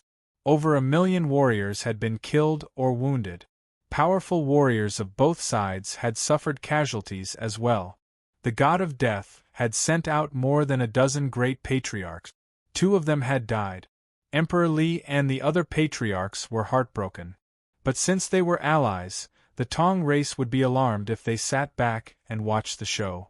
They are finally moving. At this moment, Luli was nervous. He sensed that the 30 powerful warriors hiding in the Tianyang universe had moved. He did not know what pellets they had taken, but their energy were all suppressed. They seemed to be at the great emperor realm. Gu Yushan arranged for a Saint King Patriarch to come.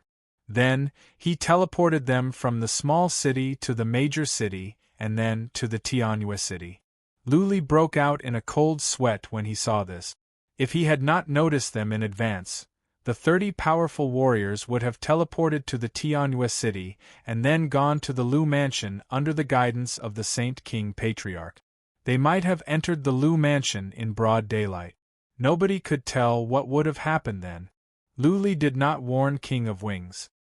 He only sent a message to Lu Ling, telling her to activate the divine patterns at the Lu Mansion.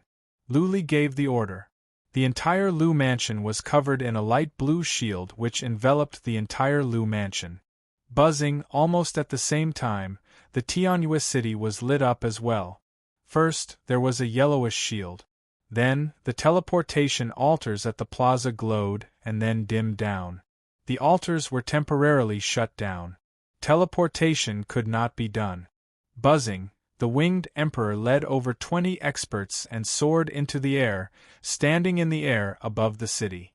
The winged emperor coldly stared at these 30 experts as he coldly spoke. Friends from the immortal realms who came from afar, why didn't you say anything before coming here? Isn't it a little rude to sneak in like this? We are exposed. The 30 powerful warriors were taken aback. They took out their weapons and mobilized their source energy. The leader shouted, "Attack and wash the Tianyue city with blood. Charge!"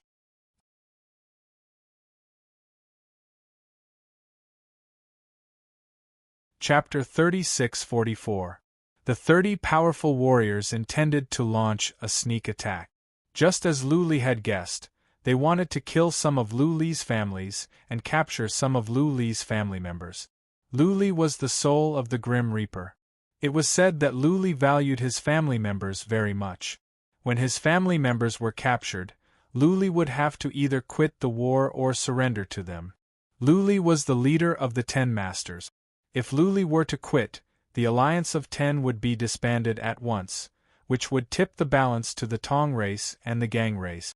However, as soon as they arrived at the Tianyu city, they found themselves ambushed. They had been waiting for them to sneak into their pocket. The teleportation altar was closed and the shield was activated. The teleportation altar had been closed, and the Great City Barrier Array had been activated. They had nowhere to run and could only fight to the death. If they could kill their way to the Lu residence and capture some of Lu Li's family members, there was a chance to turn the tables. According to their intelligence, none of Lu Li's family members were powerful warriors. One of them could take down all of them. Wait a minute. As soon as they took out their weapons, they realized something was wrong. This was because they felt an invisible force suppressing them, causing their source chi to become chaotic. Source energy was the source of strength for all powerful warriors. Without it, they could not use many moves and their abilities would be reduced to less than 30%. The Winged Sovereign and the others laughed coldly. Their bodies shot forward like wild dragons, surrounding the 30 experts. The 30 powerful warriors were taken aback by how fast Sovereign of Wings and the others were. Their abilities were not affected at all. They were all close to the consummate realm. One side's abilities were suppressed by 70% while the other side was unaffected. There was no doubt about the outcome of the battle. The powerful warriors from the Immortal region took out their weapons and fought with all their might. They also used many strange skills. But in the end, they were killed one by one. Impressive. Lu Li was shocked by what he saw. He did not know that the Tianyu city he had lived in for so many years had such a miraculous formation. Since it was a formation around him, Lu Li did not ask Blood Fairy to check, fearing that the other leaders would be offended. Lu Li put his mind at ease when most of the powerful warriors were killed or captured. When he was about to retract his psychic power, a great patriarch came out from the Hall of Patriarchs and dashed toward the Lu residence. The Elder's Hall was very close to the Lu mansion. They arrived at the Grand Elder's residence in an instant. All right. Gu Yushan's face was filled with bitterness. He stopped attacking. The Winged Monarch's reputation was still pretty good. He could not run away now, nor could he capture Lu Li's family and friends. He could not run away. Death was his only option. Now that he could protect his family, it was a good ending. The battle ended quickly. Of the 30 powerhouses who were infinitely close to the Great Perfection Realm, 23 had been killed, and 7 had been captured. Gu Yushan and the 2 Saint King Elders were captured. Other than a few castles being destroyed and a few civilians being accidentally killed, there were no other losses. The danger was over. The patriarchs began to make arrangements. Lu Li could put his mind at ease. Looking at the situation in Skirich City, unless a paragon came to attack, any ordinary expert who was infinitely close to a paragon would die if they wanted to launch a sneak attack. Of course, they could also attack from the outside and destroy the entire Skymoon City. In that case, the array formation within the city would be useless. Lu Li turned his attention to the Purple Cloud region. The battle here was still fierce. Another 1 million warriors had been killed or injured. Many great patriarchs were injured. But the number of great patriarchs that had died was decreasing. Both sides were afraid. Or maybe neither side wanted to risk their lives. After such a long time, only one had died. Time flew by. Soon, half a day had passed. The Hall of Apotheosis ordered a retreat. The Tong race retreated as well. Over half of the millions of warriors had been killed or injured. Nearly 20 of the dozens of warriors who were infinitely close to the Great Perfection Realm had passed away. The rest were wounded. The battle was evenly matched. Get ready! Grand Master of the Hall of Apotheosis ordered. Many teleportation altars had been built in the base camp. Some of the powerful warriors left first, followed by the armies. Teleportation formations were built in the base camp as well, which could hide the outside from detection. There were only 10 million warriors here. The powerful warriors had to leave first. The armies didn't matter. The Hall of Apotheosis wouldn't care if all of them were killed. In just 2 hours, all the powerful warriors had left, followed by the armies. When the armies were leaving, they were noticed by the Tong race.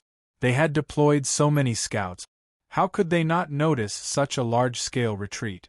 The higher-ups of the Tong race held an emergency meeting.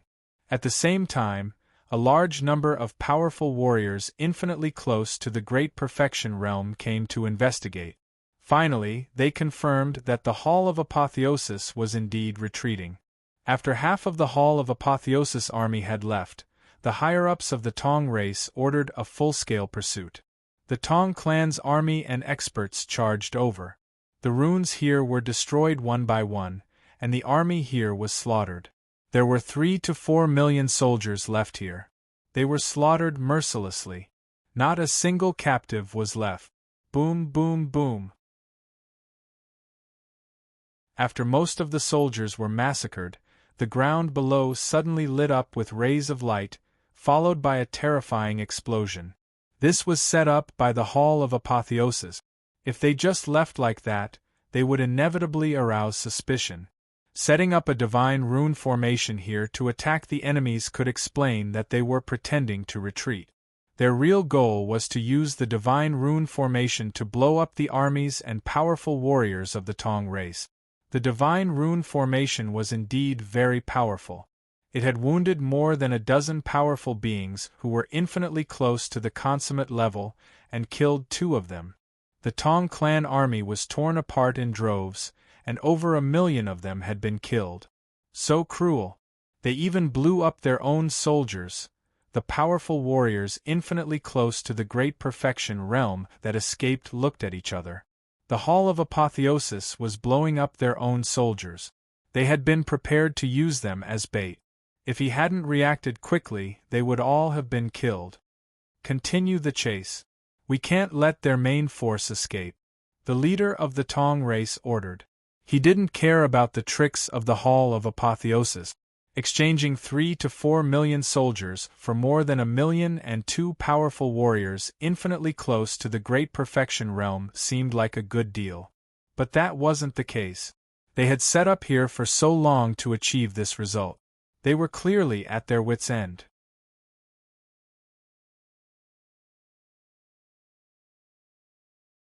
Chapter 3645. The Great Perfection Stage cultivators of the Seal Temple and the Fire Beacon Pavilion didn't come out at all. Therefore, the battle between the Great Perfection Stage cultivators didn't erupt. They didn't occupy the Purple Cloud world either. Instead, they mobilized the army and flew towards the Black Sun world. They interrogated and found out that the Seal God Palace was teleported to the Black Sun world. The Tong clan, on the other hand, didn't panic at all. It didn't matter where the Seal Temple teleported them to. They could run, but the temple couldn't. Could it be that they didn't even want the main world anymore? He just had to chase after them. As long as he destroyed their main force, the rest would be simple. The warship flew at full speed and arrived outside the Black Sun world in just 2 days. They once again surrounded the Black Sun world and sent scouts inside. After confirming that there was indeed a large army inside, the army started to move in. Moreover, a large portion of the army entered in one go, and a large portion of the experts also entered. This time, they were not in a hurry to attack. Instead, they began to set up camp. This time, the Tong clan was prepared to investigate thoroughly, and then kill all the experts from the Seal Hall and the Grim Reaper in one go. They wanted to investigate the layout of all the divine rune formations. They couldn't afford to make the same mistake as they did in the Purple Cloud realm. After investigating for a while, the Tong clan found that there were indeed divine glyphs arranged in the Seal Temple's main camp. Were they planning to use the same trick again? You want to use some of your troops to drag down the troops and experts here? Since they had found out they couldn't be fooled. After some discussion, the higher-ups of the Tong clan decided to mobilize the entire army to surround the Seal God Palace. When they attacked, they would first destroy the divine rune formation, so that the experts and troops of the God Seal Palace and the Grim Reaper had nowhere to run. Luli had arrived at the universe of Dark Sun early on. He had confirmed the arrangements with Blood Fairy. He was delighted to see that more than half of the warriors of the Tong clan and the Immortal region had arrived. The camp was set up in the center of Blood Fairy's spell formation. Around the camp there were some divine glyphs. These were all camouflage spells. No one could see the truly powerful divine glyphs, unless they were perfected paragons. The great perfection cultivators of the Seal Temple and the Fire Beacon Pavilion were outside, and they revealed themselves. Therefore, the great perfection deities of the Tong tribe would definitely be on guard outside. They probably wouldn't even bother to participate in the battle below. After all, the Tong tribe had more powerhouses who were infinitely close to great perfection deity than the Seal Temple and Grim Reaper. Luli was lurking nearby. He didn't pay attention to anything else. Instead, he kept his eyes on the battlefield in the Dark Sun universe. This battle was crucial. It would determine the reversal of the overall battle situation, as well as the fate of the God Seal Temple and the Grim Reaper. If they lost this battle, the future of the Alliance would be bleak. The higher-ups of the Hall of Apotheosis and the Grim Reaper were nervous as well. They were not sure. Luli said he had plans, but nobody knew where they were. Luli himself didn't show up. Now that they were surrounded by the army, they couldn't even run away. They had to fight to the death. The higher-ups of the God of Death were fine because Emperor Mo and the others knew that Luli would not leave them behind. But the higher-ups of the Hall of Investiture were not so sure. They were nervous. If they all died here, none of the people from the God Seal Hall would be able to escape. They would all be slaughtered. At this point, they had no way out and could only fight to the death. Luli checked to make sure that everything was safe. Then, he entered the Dharma realm. He scouted the heavenly crossing boundary and confirmed that there were no problems. He then scouted the Gang tribe and confirmed that there were no problems as well. He then looked over and waited for the Tong tribe to attack. A day later, the Tong tribe's army attacked. Moreover, most of their troops and experts were mobilized, numbering in the tens of millions and more than 200 experts who were infinitely close to the Great Perfection Realm.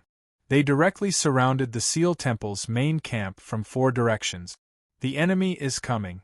You don't have to do anything. Just stay in the base camp and enjoy the show. Don't worry about anything strange. Leave it to me. Luli sent a message to Emperor Mo through the map.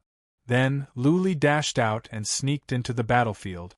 When the army was close, Luli said to Blood Fairy, activate the shield formation over at the base camp. Blood Fairy had been hiding underground. She had set up a powerful divine pattern to cover up everything. Apart from warriors at the consummate realm, average warriors could not see what was going on underground.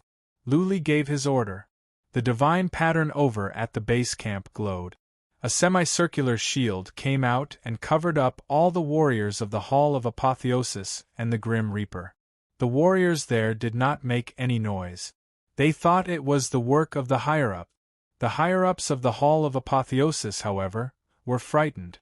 They did not give any orders. Who activated the divine pattern? Fortunately, Luli had sent a message to Emperor Mo. Emperor Mo knew it was Luli's doing. He went to explain and told everyone to be patient. Emperor Mo conveyed Luli's message. Let us enjoy the show? The warriors looked at each other, speechless. Even the warriors of the Grim Reaper, who were close to the consummate realm, were confused.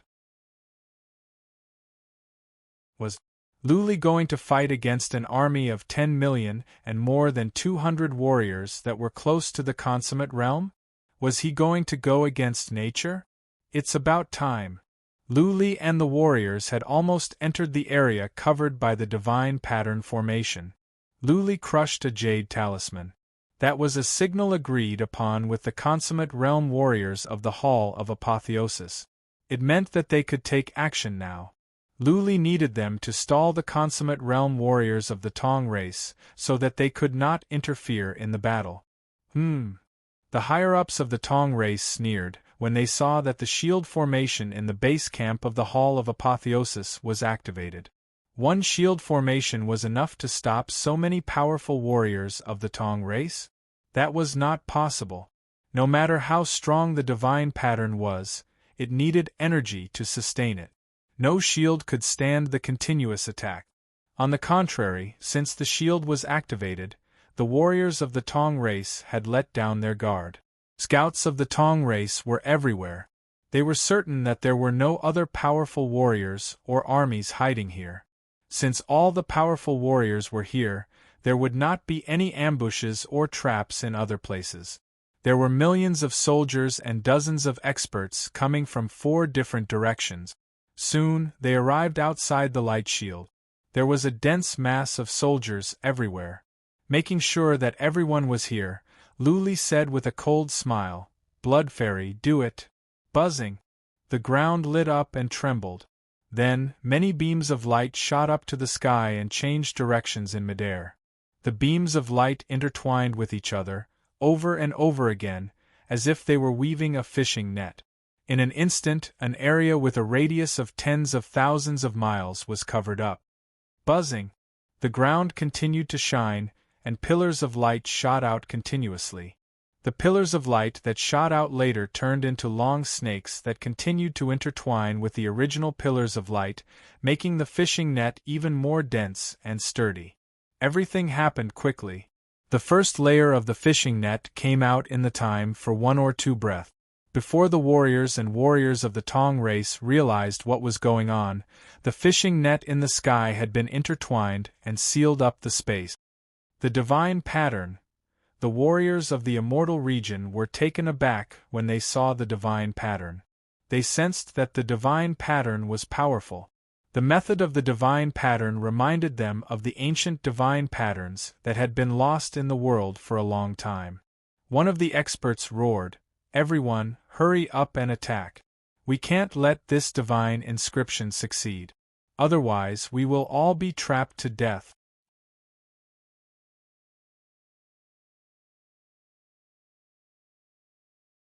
Chapter 36-46. In the hearts of many formidable martial artists, the Ancient Era and the Ancient Era were the pinnacle of the various races. On the contrary, they had been declining in recent times. Especially after the domains above the 4th heaven were destroyed, too many perfected ones died, too many powerful races were destroyed, and too many powerful mystical abilities were destroyed. The field of divine patterns had reached its peak in the Ancient Era. The formidable martial artists of that era were like 100 flowers blooming. Countless races were thinking of ways to become stronger and used all kinds of methods to become stronger. There were too many races and too many formidable martial artists in that era. If they didn't think of ways to become stronger, they wouldn't have the space to survive. They would be suppressed and bullied, unable to raise their heads. Therefore, many races in that era started to study divine patterns. Divine patterns reached its peak in the Ancient Era. The powerful divine patterns at that time could kill perfected ones. There was a disadvantage to the study of divine patterns. It required a lot of time and talent in this field. It required a long period of seclusion to study. There was another problem with divine patterns. Divine patterns could not be moved. Therefore, they were mainly used for defense. It was very difficult to attack. Gradually, the number of people researching divine inscriptions dwindled, and divine inscriptions also started to weaken.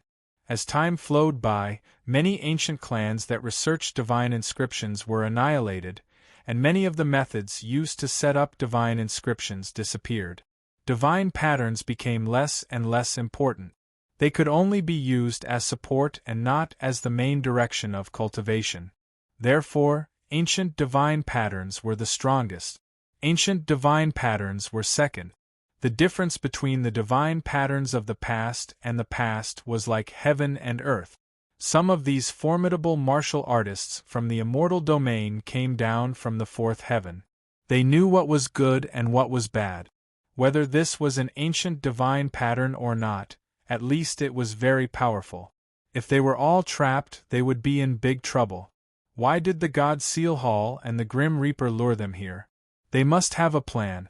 Since they could set up such a powerful trap formation, they must have a way to set up a powerful killing formation.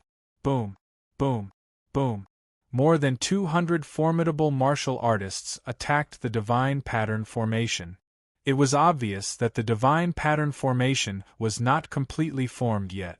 However, what shocked these 200 formidable martial artists was that the divine pattern formation did not move at all. It was obvious that they could not break it. At least, they could not break it in a short period of time. Pillars of light soared into the sky and then turned into giant snakes that continued to interweave with the original fishing net. The spell formation became stronger and stronger, becoming more and more unbreakable. Towards the end, all the experts were in despair. They definitely wouldn't be able to break this trap formation. Even if they were given a few years, they still wouldn't be able to break it. It was too strong. This Master of Temple of Seal, Emperor Li and Emperor Mo were dumbfounded. They knew that Lu Li had some plans, but they did not know that Lu Li had such a powerful one. Quietly laying down a divine imprint?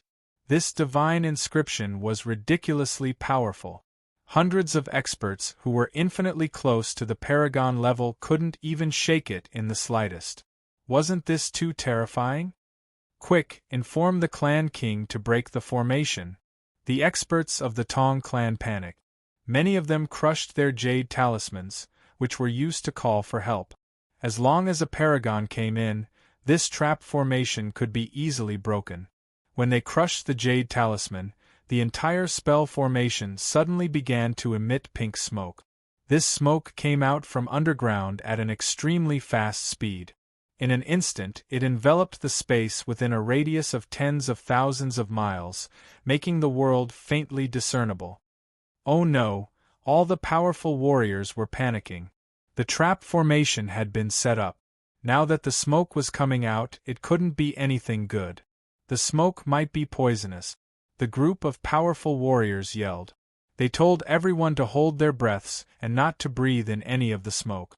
If they had skills of defense, they could shield and isolate the smoke. To everyone's surprise, the smoke was not poisonous. The smoke surged out and soon filled up the entire space. The smoke did not affect psychic power. Therefore, the existence of the smoke was not of much significance. What is the smoke for? Mo Huang, Yu Huang and the others were baffled. Was it just for fun?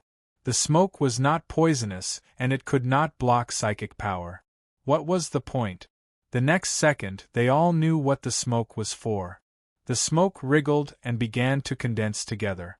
Soon, the smoke condensed into the shape of a long sword. The endless smoke condensed into millions of long swords. These long swords all shot downwards at a speed as fast as light. The formation of destruction is going to be activated. The powerful warriors of the celestial region sighed. Based on their experience, they didn't know if they could protect the cultivators who were infinitely close to the consummate level, but they probably couldn't protect the army of 10 million. As expected, the ground below kept flashing. Pink swords shot out. The powerful warriors of the celestial region didn't warn them. Instead, they had already used all kinds of methods to protect themselves. Ah, boom, boom, boom, boom. Blood-curdling screams rang out one after another. All the soldiers who were pierced by the pink longsword exploded into minced meat. It was as if a treasured sword that could cut through iron like mud was stabbing a clay figurine. Those soldiers were easily slaughtered like chickens and duck. Scatter, scatter! Hide yourselves! The powerful warriors of the Tong clan roared. Unfortunately, it was useless. The pink swords kept shooting out from the ground. They shot up into the sky and then shot back out from the ground. The cycle repeated, harvesting the soldiers over and over again. Massacre, it was a very easy massacre. In just a few breaths' time, more than half of the army of 10 million died. Many emperors and saint emperors were also killed. The cultivators infinitely close to the consummate level withstood a few waves of attack. They were very fast and could dodge the attacks of the sword. Thank goodness, thank goodness! The powerful warriors of the celestial region were relieved. As long as they were safe, no matter how many emperors and saint-emperors died, they wouldn't care. After all, they didn't belong to their clans. Only the powerful warriors of the Tong clan had red eyes. They were filled with anger and murderous intent. Brutal. The leaders of the Seal Temple and Grim Reaper, as well as countless soldiers, were shocked. This killing formation was too brutal. If they weren't here, all the soldiers would have died. However, the leaders of the Seal Temple were confused. Luli said to let them watch the show. The Tong clan and the Celestial region didn't lose any experts infinitely close to the consummate level. Killing the soldiers didn't mean much. The powerful ones were the most important. If they didn't kill these powerful warriors, the situation wouldn't change. Swish, swish. After a while, the soldiers were almost all dead. Suddenly, white smoke came out from the ground. The moment the smoke came out, the temperature of the entire space dropped by a few hundred degrees. The blood in the air turned into blood crystals and fell to the ground. The blood flowing on the ground also froze. It's over. The powerful warriors of the celestial region felt cold. Not only their bodies, but their hearts as well. As soon as they sensed the cold air, despair filled their hearts. This cold air was too terrifying. As long as they were enveloped by it, not only would they not be frozen, but their speed would also be reduced by hundreds of times. At that time, how would they be able to avoid the Pink Sword's attacks? The real killing formation had been activated. The powerful warriors of the Tong clan were also shocked. They knew that if the consummate level of their clan didn't come, they would all die here.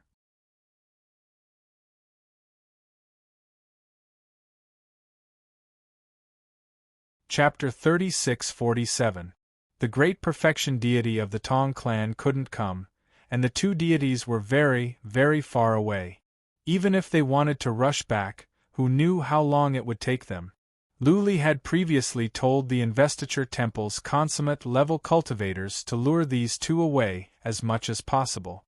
The Temple of Appointment had no intention of fighting with the two at the Tong race.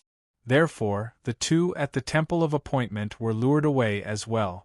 The two at the Tong race sensed that the Jade Talisman was broken. They wanted to go back to help, but the Temple of Appointment and the Fire Beacon Pavilion would not allow that. The two at the Tong race used all they had to stop the two at the Tong race so that they could not leave. As a matter of fact, Luli was right. There was another at the Tong race, the one at the Iron Armor race. Moreover, this great perfection paragon was currently in the Black Sun world and was observing the situation below. It seemed that he was not going to make a move. The cold air was coming up.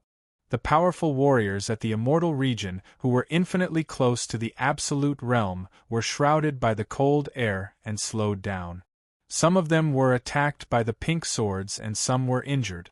Yet, the one at the Absolute realm had no intention of making a move. The one at the Absolute realm looked around and even mobilized the energy in heaven and earth to sense the surroundings, as if he was looking for something. That was right. The one at the Absolute realm was looking for someone. He was looking for Luli. He would not make a move before he found Luli. Not even the powerful warriors in the Immortal region knew about this one at the Absolute realm. Only the Patriarch of the Iron Armor race knew. He was at the Absolute realm of the Iron Armor race and famous in the Immortal region. If he were to make a move, there must be no trace left. Otherwise, the Iron Armor race would be doomed. He was confident that he could break the runes here and kill all the powerful warriors at the Temple of Appointment and the Grim Reaper. However, he could not find Luli. He knew that Luli must be hiding nearby, and that Luli had learned the traceless way. Therefore, he would not dare to make a move unless he found and killed Luli. Luli and Lu Xiaobai were brothers. Luli could see the king of the Eastern region. If he were to make a move here and Luli went back to the Immortal region to inform the king of the Eastern region, the Iron Armor race would be wiped out. Very quickly, the experts below, who were infinitely close to the consummate level, were killed. Under the interference of the cold, the experts' speed was greatly reduced, and even their origin energy was showing signs of being frozen. The pink longsword was terrifying. It couldn't kill them directly, but it would explode when it collided with their bodies. It would break through their defenses and tear apart their bodies bit by bit. There were more than 200 utmost powerful beings here. By the looks of it, if they didn't receive any help within an hour, all of the powerful beings here would definitely die here. This time, the Tong clan had sent out almost all of their elite. The elites that had come here were definitely the backbone of the Tong clan. If they were killed, the Tong clan would suffer a great loss. Not only would they be able to divide the chaotic starfields, but they would also be wiped out at any time. Vigorous, powerful, terrifying. Emperor Li, Emperor Mo, Emperor Seal Temple Lord, and the others were once again dumbfounded. In front of this killing array, experts who were infinitely close to the Great Perfection realm felt like livestock, slaughtering them as they pleased. It was too easy. More than 200 powerhouses who were infinitely close to the Great Perfection realm were enough to wipe out countless large clans. This was a super powerful force that no race in the 8 major star fields dared to underestimate. Against such a powerful force, Luli had just set up a formation and killed it easily. The leaders of the Temple of Seal Temple and God of Death were shocked. They thought Luli was more powerful than the average complete warriors. It was understandable. Could an average complete warrior defeat the Guam race and the rhinoceros ape race? Given his fame, how could Luli not have other means? Eventually, the Iron Armor race warriors at the Great Perfection realm didn't take action. Of course, there was another reason. The more than 200 warriors were not from the Iron Armor race. They were recruited. The Iron Armor race warriors didn't dare to use their own powerful warriors. They mobilized some resources and hired the powerful warriors. After all, they were hired by the Iron Armor race. They wouldn't feel bad if the warriors died. This was a way for the Iron Armor race to avoid risk.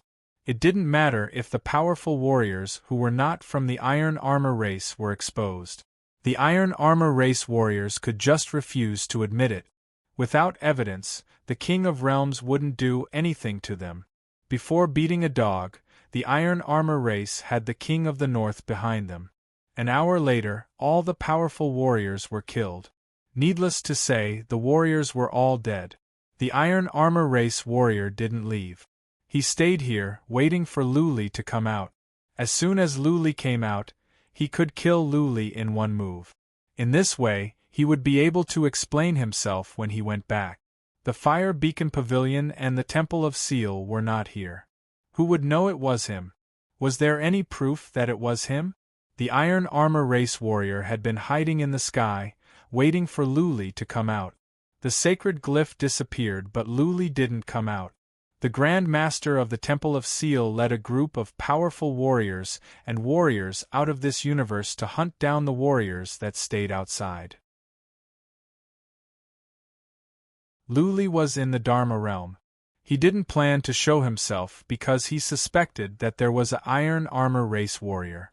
Even if the Iron Armor race didn't, the Tong race warrior would try their best to kill him if he were to show himself. The fact that he was alive was the biggest deterrent. He was working in the dark, which was more useful than fighting in the open. Also, he was aware of his importance.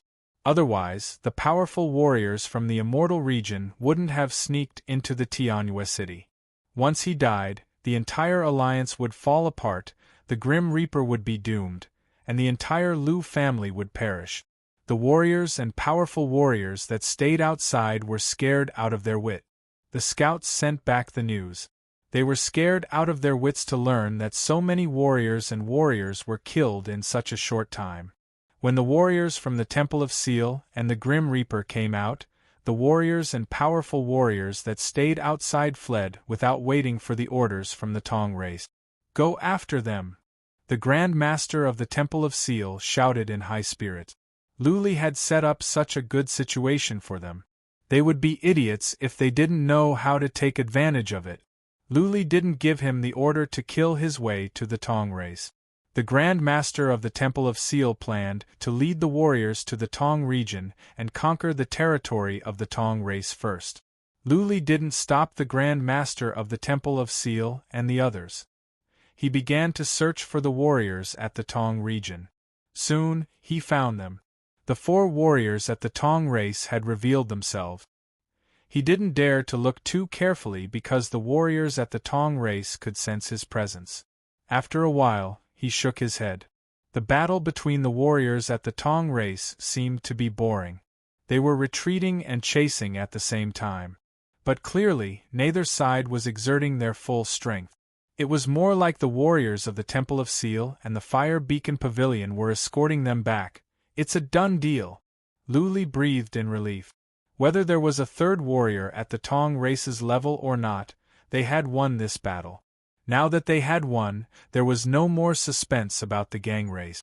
This time, the gang race and the Tong race went for wool and came home shorn. The fate that awaited them would not be pretty. Author's note: Chapter 4.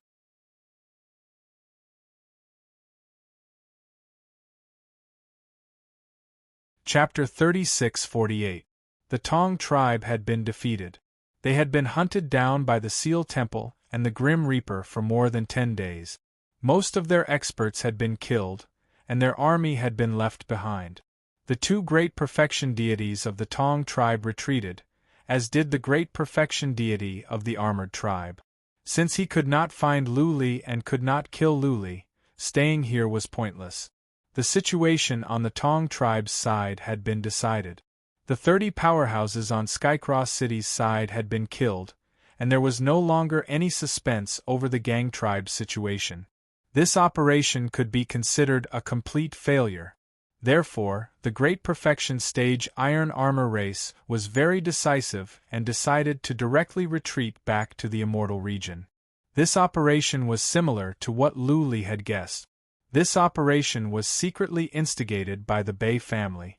Their real intention was to force Luli to seek help from Little White, to interrupt Little White's seclusion, to affect its cultivation, and to prevent it from breaking through to the consummate level. The heaven-devouring beast was an ancient variant, one of the top immortal beasts in this world.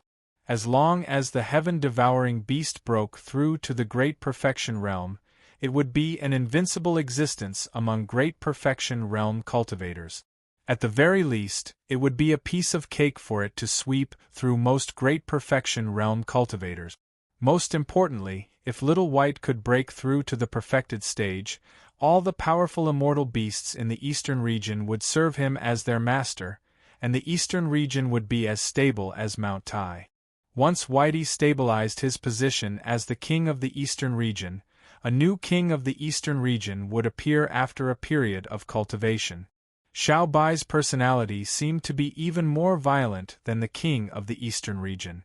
The Bei family and Xiao Bai had a feud, and Xiao Bai almost died in the northern region. How could Xiao Bai not take revenge? The Bei family hinted to the Iron Armor tribe and the Long Hair tribe to do something, but they could not do it openly, and they could not leave any evidence behind. Otherwise, if they infuriated the king of the East region, not to mention the Long Hair race and the Iron Armor race, even the Bei clan would be in big trouble. The king of the Origin region had just died not long ago. The Steel Armor tribe and the Long Hair tribe arrived in the chaotic starfield. At first, everything went smoothly. They went to the Tong tribe and the Gang tribe and expressed their willingness to help them become overlords. These 2 clans originally had the heart to contend for hegemony. Now that there were major clans in the immortal realm supporting them, how could they not be moved? If it wasn't for the fact that Luli had seen through the situation, their plan would have succeeded. Once the Gang race and the Tong race took over the entire chaotic star region, how could Luli survive? Faced with the life and death of the Lu family, Luli had only one way to go, to ask for help from Little White. Fortunately, Luli had the Master God's map, so he was able to see through the situation at once. From now on, the alliance of the 10 Masters was basically in control. After this battle, there was no longer any possibility of reversing the situation. The experts of the Iron Armor race were very clear that they could no longer rely on the Steel Clan and Tong Clan. Unless they mobilized a large number of experts and soldiers from the Immortal Realms, they wouldn't be able to threaten the safety of the Liu Clan. Could they mobilize an army and experts from the Immortal region? It was obviously impossible. Since he had failed, he had to admit defeat. What was the point of staying here? The only reason he stayed was to find a chance to kill Lu Li. Actually, killing Lu Li was not a good plan. It was true that Little White might come out from cultivation after Lu Li was killed, but it would enrage Lu Xiaobai. Once something was found out, the Iron Armor race and the Long Hair race would be wiped out by a furious Lu Xiaobai with a group of powerful warriors. Hence, the best outcome would be to borrow the help of the Gang tribe and Tong tribe instead of doing it himself. That would be far too risky. Once the matter was exposed, the consequences would be dire. There was no need to put the Iron Armor race in danger just to get revenge on Lu Li. The experts of the Iron Armor race were very decisive, and so was the Long Hair race. They immediately ordered a retreat, leaving the experts of the Gang tribe to look at each other in dismay. How could they do this? It was the Long Hair race who asked them to send out their troops, and they were also the ones who made a lot of promises. Now that the final battle was about to break out, the Long Hair race immediately retreated? He was trying to push them into a pit to their death. Lu Li had been in the Law Realm all this while. When he discovered that the Immortal Realm experts of the Steel tribe had retreated, he gave the order to attack the Tuan tribe. He ordered the Tuan tribe to kill their way over and defeat the Steel tribe's main force, then take over their territory. However, Lu Li advised the Tuan race not to kill all of them, in case the Gang tribe at their peak became desperate. At the same time, Lu Li also ordered the Seal Temple to attack step by step and take over the territory of the Tong race. Similarly, he didn't push them too far and didn't want to kill all of them, so that the Tong race would have a chance to retreat. The orders he gave to the Tuan race and the Seal Temple had a hidden meaning, to force the two races to leave the chaotic star regions and let them develop in other galaxies. The two races must have ancestral lands. If they were to sneak into their ancestral lands, they would come out sooner or later.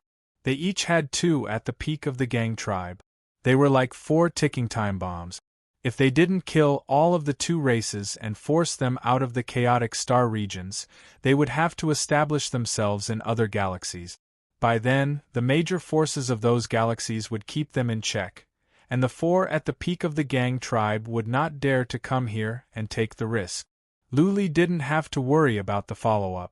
The armies of the 2 sides attacked the universes one by one, but they didn't attack the main forces of the Tong race and the Gang tribe directly. Messengers from both sides were sent to tell the 2 races to leave the chaotic star regions and that they wouldn't chase after them. Otherwise, even if they escaped to their ancestral lands, they would try their best to find them and wipe them out at all costs. The leaders of the 2 races immediately held an emergency meeting. The Gang tribe prepared to evacuate without any hesitation. They didn't lose too many powerful warriors. Their strength was still there. They could take a piece of land wherever they went and develop slowly. It was better than going back to their ancestral lands. To the Heaven Universe Galaxy. The Gang tribe made up their mind. They had their eyes on a piece of land, the Meng race's territory. The Meng race was still in a state of chaos. If they went there, they could take over a piece of land easily. They could even take over all of the Meng race's territory and become the overlord of the Heaven Universe Galaxy. Since the Gang tribe wanted to leave, they were more than happy to see them off. The armies of the Meng race continued to attack other universes.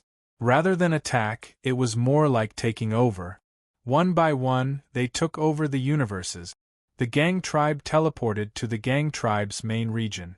Battleships whooshed out and retreated to the chaotic star regions. With the gang tribe gone, the Tong race was panicking. This time, the Tong race had lost too many powerful warriors that were close to the peak of the gang tribe. The Tong race's vitality was sapped. The Tong race had planned to hide in their ancestral lands for some time. Now that the gang tribe was gone, they were panicking.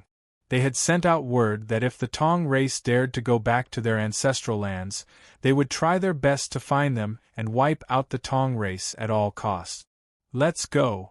The leaders of the Tong race discussed and decided to migrate as well. They even contacted the gang tribe, wanting to go with them to the Heaven Universe galaxy. If the two races joined forces, it would be easy to establish a foothold. They would first establish a foothold, then slowly develop. The gang tribe was more than happy to do so. The Tong race's strength had been greatly damaged.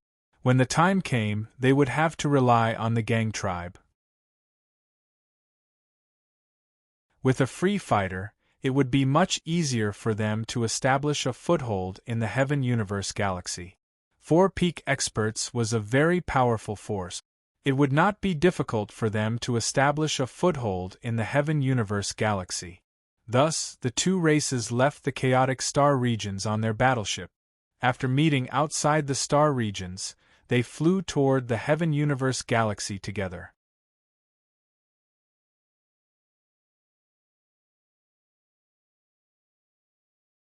Chapter 36-49.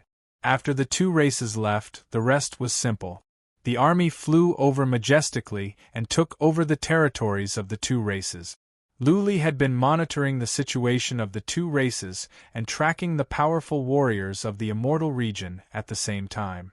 When he noticed that the powerful warriors of the Immortal region had flown some distance away and the two perfection realm warriors had flashed into the battleship, he broke out in a cold sweat. Fortunately, he had not been careless and rarely revealed himself. Otherwise, he might have been assassinated by the two perfection realm warriors. He thought about it and recorded the situation of the two perfection realm warriors in the battleship. They were summoning the powerful warriors of the two races at the moment. Luli sensed them as soon as he tried to probe them.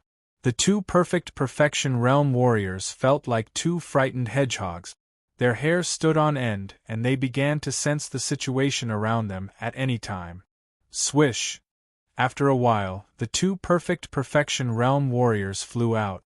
The powerful warriors in the battleship were all alarmed and flew out. This scene was recorded by Luli. The two perfection realm warriors searched for a while but found nothing. They looked at each other with shock in their eyes. One of the perfection realm warriors shouted, "Which friend is nearby? Please show yourself." Luli was going to retract his psychic power after recording, but he thought about it and said, "Please tell the leaders of the two races that I have a temper. I will let this matter go. If you still dare to target me, I will kill my way to the Immortal region. I will cut a few pieces of flesh from your two races even if I have to risk my life." Luli's psychic power disappeared after he sent the message. The two perfection realm warriors had been searching but could not track Luli's location. The two perfection realm warriors were shocked. Wasn't this traceless Tao too strong? Not even perfection realm warriors could find him? Luli's arrogance enraged the two perfection realm warriors. The two perfection realm warriors wanted to kill their way back to find Luli and tear him apart.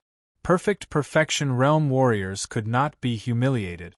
But on second thought, the two perfection realm warriors tolerated it.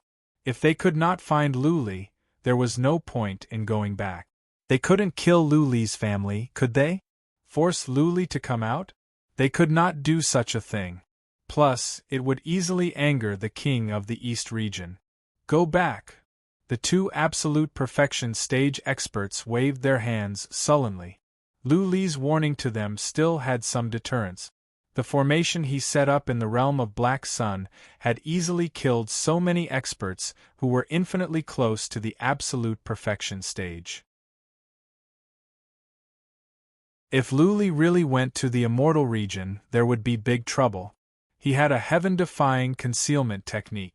Even the Great Perfection Realm cultivators couldn't find him, but he could constantly ambush and assassinate the experts of the two races. If he tormented them like this, the two races would be in dire straits. The two completed realm warriors were scared as well. They didn't know the map of the Almighty and thought that Luli was lurking nearby to investigate. However, they couldn't find Luli, which made them think that Luli's art of stealth was incredible.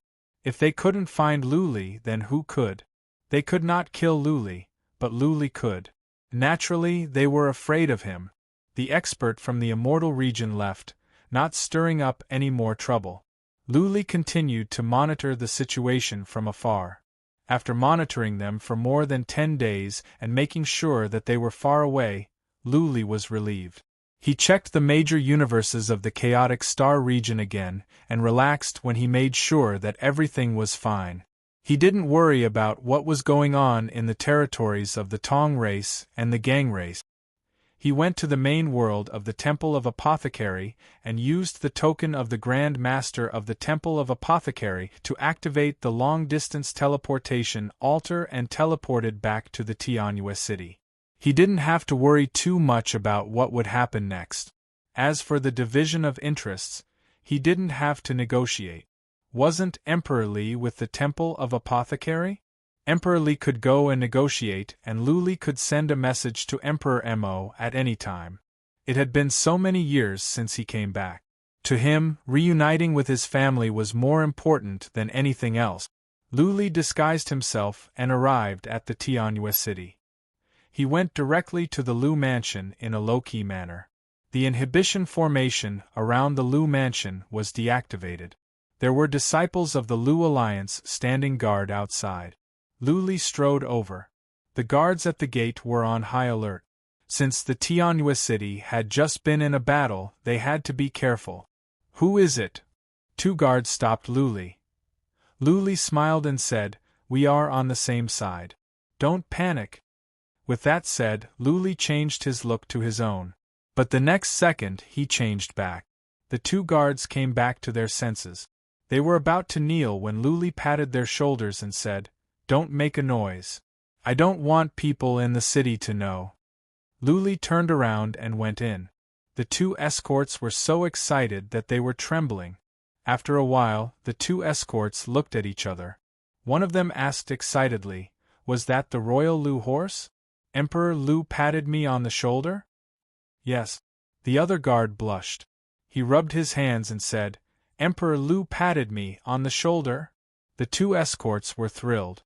Luli had entered the inner mansion, which was guarded by powerful warriors. Now that Luli was in there, he could show himself in broad daylight. The Lu mansion was in a great uproar. Many people of the Lu family came out, overjoyed. A banquet was held at the Lu mansion. All the higher-ups of the Lu Alliance came. It was rare for Luli to be in such a good mood. He drank with them until midnight. At night, he asked his wives and concubines to sit down and talk about how they missed each other. Luli's return was not kept a secret for long. The news was spread out on the second day. Sovereign of Wings and the others came to greet him at once. Luli told them to keep it a secret. He didn't want to be entangled in trifles every day. Now that he was back, he must rest for a while. When Sovereign of Wings and the others came, Luli could tell that Luli's attitude was different. Before, they were on the same level. Now, Luli felt that all the warriors that were almost at the perfect realm were humble and more like subordinates to him. It was not just a superficial attitude, but respect from the bottom of their bones. In the battle at the world of Black Sun, Luli killed an army of 10 million and more than 200 warriors that were almost at the perfect realm with just one formation. To the warriors of the Grim Reaper, Luli was even more ferocious than a warrior at the perfect realm. After this battle, Luli's influence would grow. He would be one of the most powerful warriors in the chaotic universe, not to mention the Grim Reaper. If Luli wanted to deal with a dominator, he could defeat them all by himself. He was also the leader of the Alliance, and he led the 9 dominators to victory. His prestige was unparalleled. Warriors of the Grim Reaper believed that in the future, as long as Lu Li's request was not too outrageous, the other races would respect him. Lu Li's position as the leader was temporary. That being said, he would be the most powerful warrior in the chaotic universe. Proud. That was how Sovereign of Wings and the other warriors that were almost at the perfect realm felt. They were convinced by Lu Li. In the past, they might have thought Lu Li was the uncrowned king. But now, they felt Lu Li was on a different level. It was like the difference between a warrior at the perfect realm and a warrior that was very close to it. They not only respected Lu Li but also feared him. In the past, some great patriarchs might not be convinced. But now, they were proud of Lu Li. That was the difference.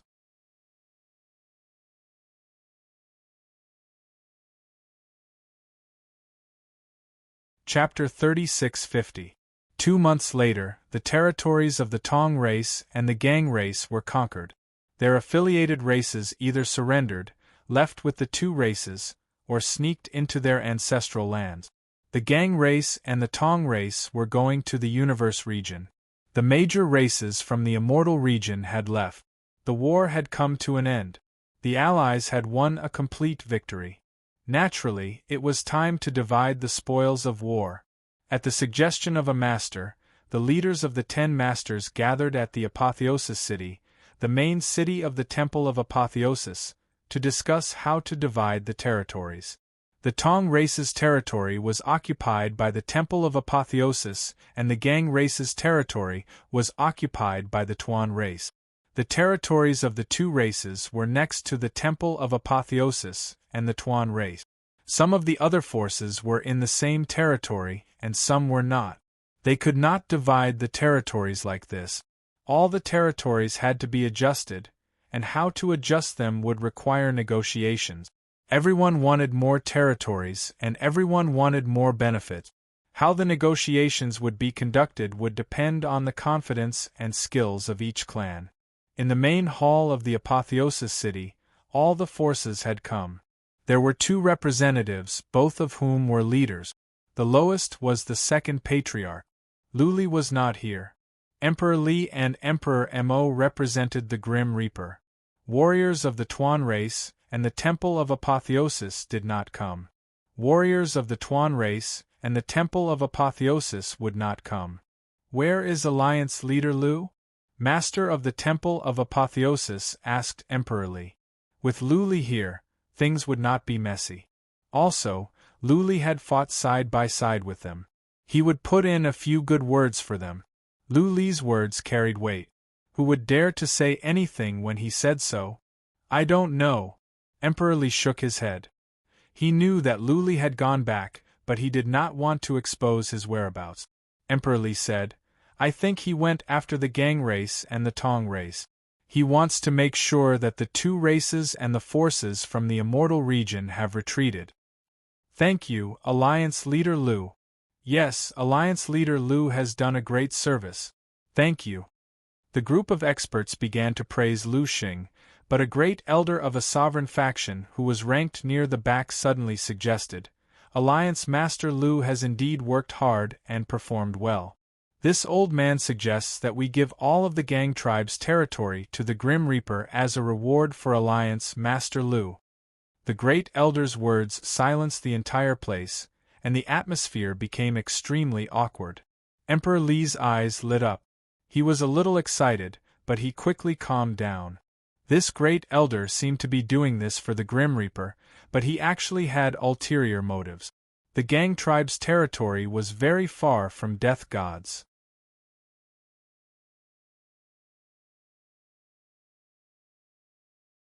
Emperor Li had always been the leader of the Grim Reaper. He used to think that he was the Grim Reaper and that he was the Grim Reaper. Now, he was humiliated by the other forces. How could he swallow this humiliation? He slapped the table and bellowed, You don't have to ask for instructions. I can represent the Grim Reaper. We will take the Gang race's territory. What's wrong? As far as Emperor Li could tell, the Grim Reaper had played a decisive role in the fight against the Gang race and the Tong race. If it were not for the Grim Reaper, the 10 dominators would have been wiped out, not to mention discussing the division of territories. Now that they had won, the other forces were working together against the Grim Reaper? How could he not be angry that they were burning bridges after crossing the river?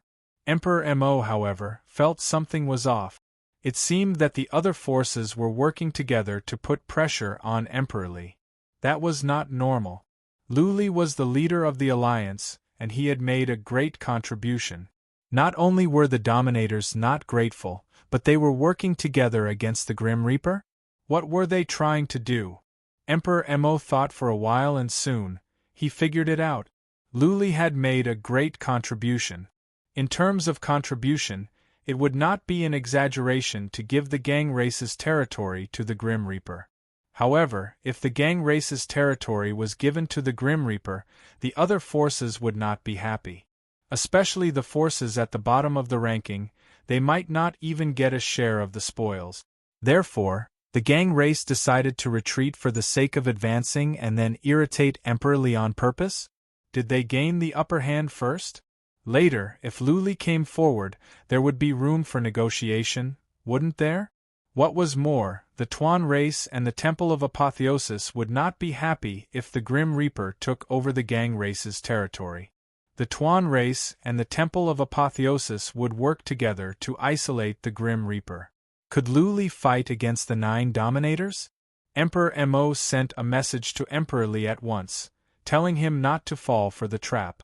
But Emperor Li was in a fit of rage. How could he listen?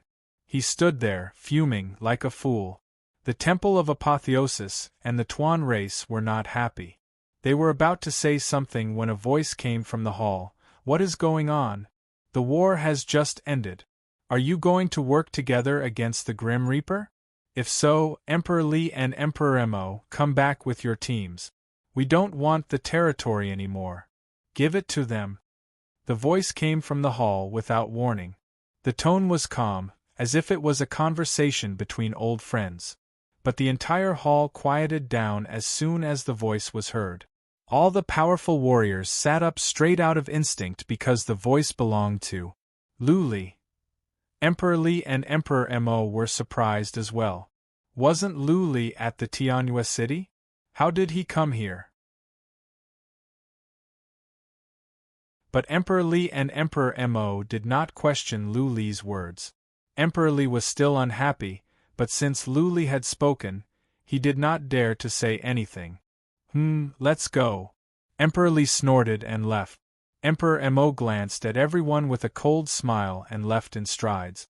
Before the other powerful warriors could ask them to stay, Emperor Li and Emperor Mo had already left the hall and vanished from the sight of the powerful warriors. The entire place was still deathly silent, but the unease in the eyes of all the experts was extremely obvious. Cold sweat broke out on the foreheads of some of the weaker experts from the ruler clans, and their hearts were extremely uneasy. Lu Li seemed to be angry. P.S. 4 chapters tomorrow.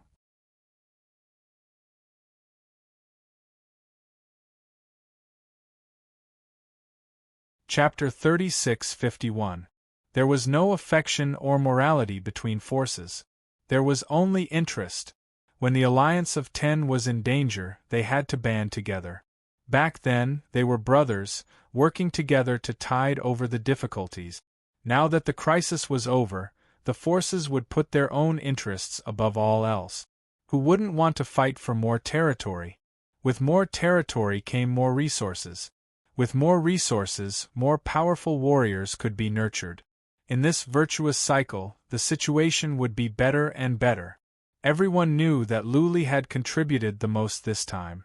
Without him, all the forces would be doomed.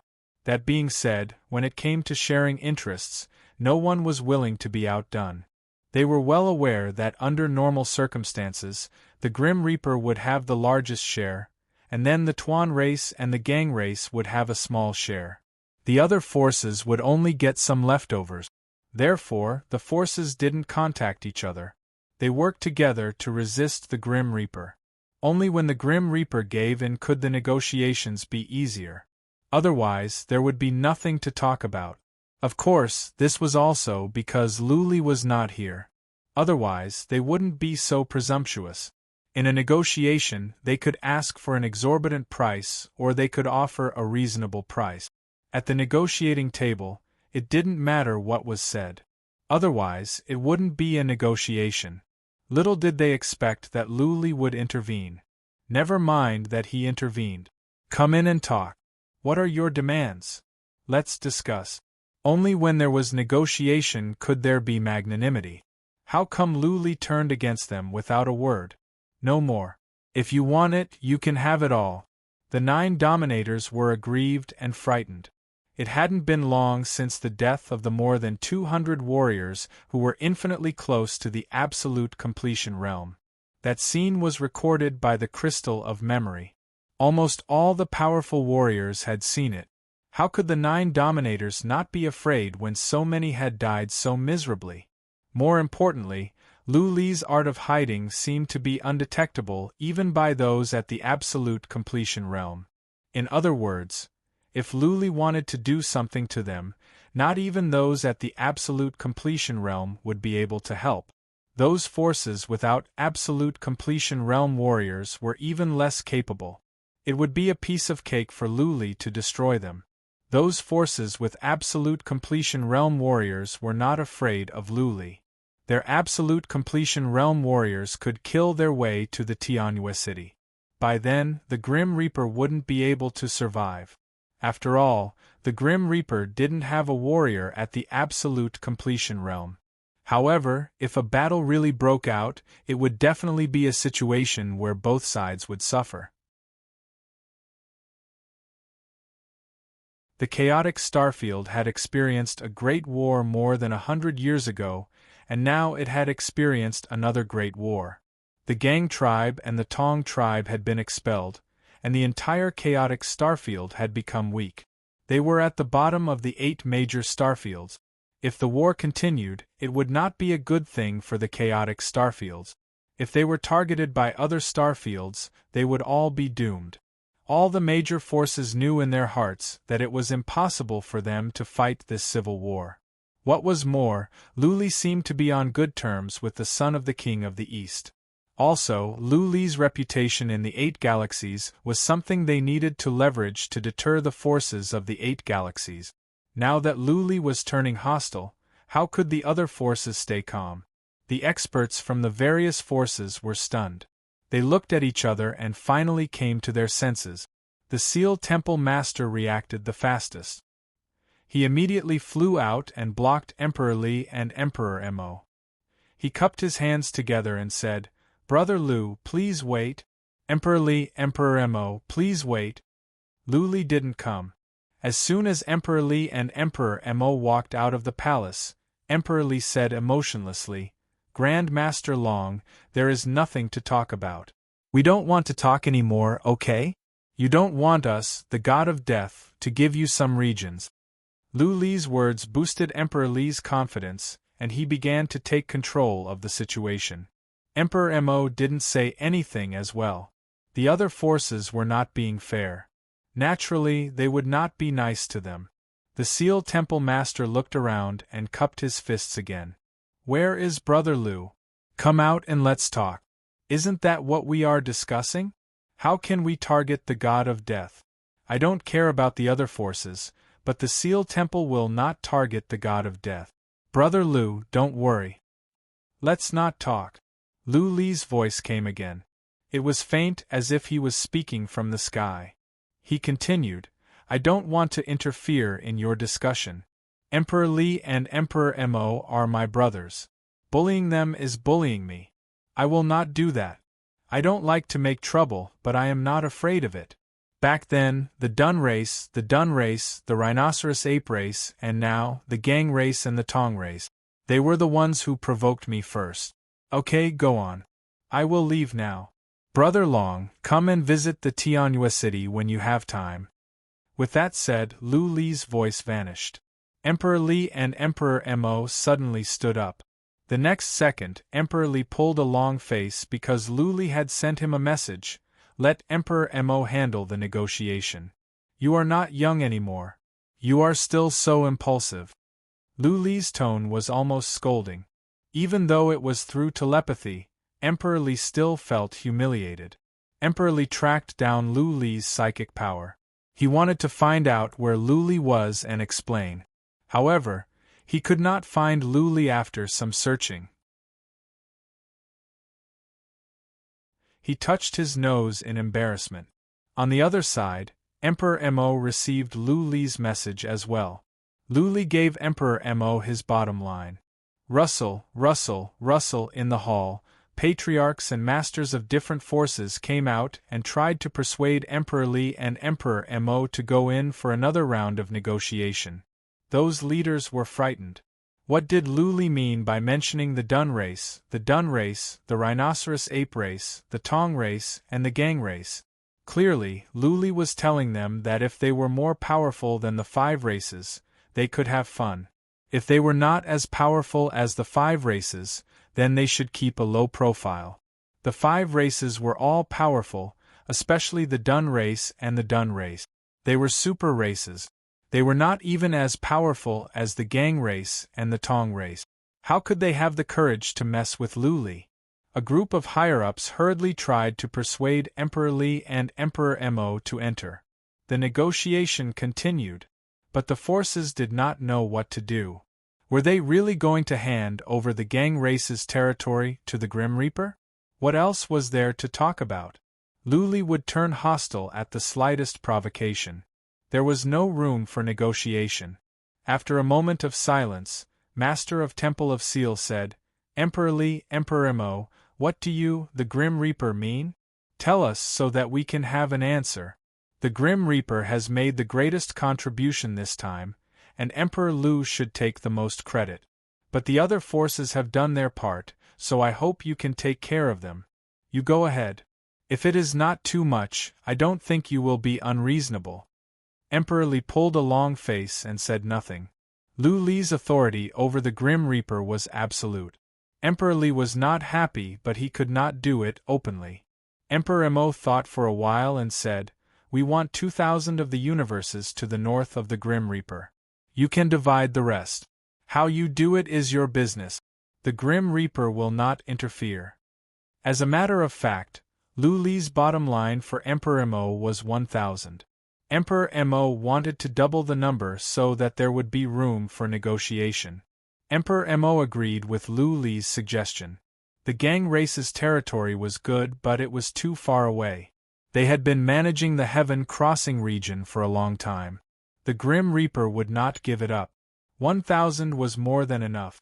Not even the Grim Reaper could take all of them. As soon as Emperor Mo finished his words, all the leaders' eyes glowed. They had thought that Lu Li wanted all of the Gang race's territory and was willing to turn hostile when they saw how aggressive Lu Li was. They didn't expect that he only wanted 2,000 universes and the territory to the north of the Grim Reaper. Okay, the Temple of Seal has no objection. Alliance Master Lu has done a great job and the Grim Reaper has done a lot. It is reasonable. The Tuan race has no objection as well. The Fire Beacon Pavilion agrees. We have no objection. What made Emperor Mo speechless was that all the forces seemed to be afraid that the Grim Reaper would go back on his word. Without any bargaining, they all agreed at once.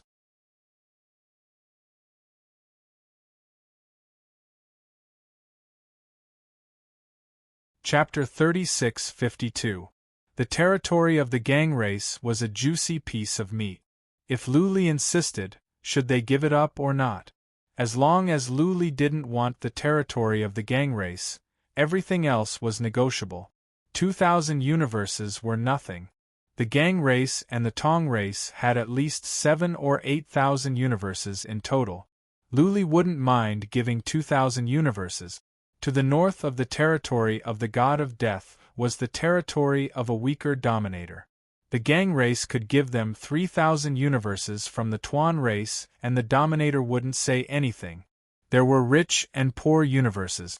The Tuan race could give some barren universes. Now that Lu Li's side was settled, the rest was easy. After a day or two of negotiations, the territory was settled. The Tuan race occupied the territory of the Gang race. Of course, the Tuan race made concessions by giving up most of their territories. The territory of the Tong race was taken by the Temple of Apotheosis. Similarly, the Temple of Apotheosis gave up most of their territories to the other dominator forces. Now that the land had been settled, there was one more important thing to deal with. This was something that all the dominant forces were very concerned about. The chaotic starfield really could not afford to have another war, especially between the dominant forces. This time, the chaotic starfield's vitality had been damaged. The 10 dominators discussed for several days and drafted another agreement. Within 1,000 years, the 10 of them could not start a war with each other. If any force started a war, the other 9 forces would join hands to destroy it. No reason, no matter. If there was a problem, the Hall of Adjudication would vote. To start a war would be a breach of contract. The other 9 forces would not care about anything and would just destroy the dominator. This agreement was written very clearly.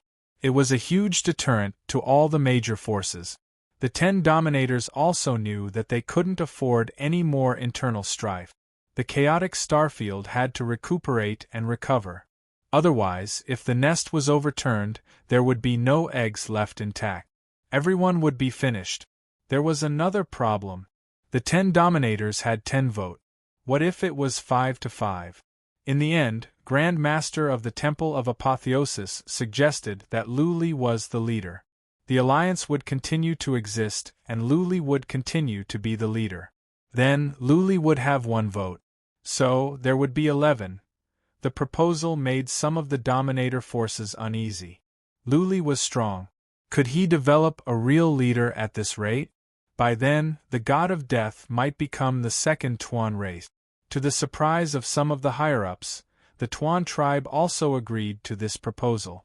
Since the 2 strongest forces had agreed, what else could the other forces say? The Temple of Seal's suggestion made sense.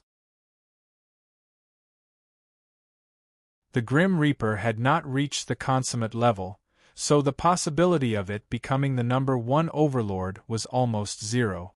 They had a deep understanding of Lu Li's personality. He was indeed the kind of person who would not offend others if they did not offend him. Lu Li was still a figurehead and didn't have much real power. Everyone had signed an agreement not to start a war within 1,000 years. Since there was no war, it was not a big deal. What was the use of the Judiciary Hall if there were no major events? What would it matter to give Lu Li some false reputation if he were to be judged on trivial matters? The other most important reason was the same as before, to use Lu Li as a shield. The heavenly chaotic star territory was in a weakened state. If the powerful races from other galaxies had evil intentions and wanted to attack the chaotic star region, Lu Li, as the leader of the alliance, would take the lead. Outside forces would want to kill Lu Li first. Lu Li had some fame in the 8 galaxies and he could intimidate the other 7. Lu Li was the leader of the alliance. Once something like this happened, how could Lu Li, the leader of the alliance, stand by and do nothing? By then, Lu Li's skills in stealth and assassination would come in handy. Also, Lu Li's background as the master of the eastern region would be helpful as well. Giving Lu Li a false reputation and some false power could push him to the teeth of the storm. The Temple of Seal and the Tuan race would gain tangible benefit. They were not idiot. Naturally, they would be happy to do it. Emperor Li and Emperor Mo were happy as well. Emperor Li, in particular, was excited. He agreed on behalf of Lu Li. Lu Li was the leader and the Grim Reaper was the most powerful force in name. The Grim Reaper was the overlord of the heavenly chaotic star region. Back in the days, the Grim Reaper was just a small assassin organization. Generations of ancestors worked hard and the Grim Reaper grew stronger. Now, the Grim Reaper had become the overlord of the heavenly chaotic star region. How could Emperor Li and Emperor Mo not be excited? Either way, the Grim Reaper would leave a mark in the history of the Grim Reaper. Emperor Mo had some idea of what the Temple of Seal and the Tuan race were thinking, but his vision was not as broad. He did not consider the 7 galaxies. What he was thinking was the help the Grim Reaper would receive from the Grim Reaper. The Temple of Seal and the Tuan race did not care about the false reputation. The Grim Reaper needed it. Once again, the Grim Reaper had gained 2,000 universes.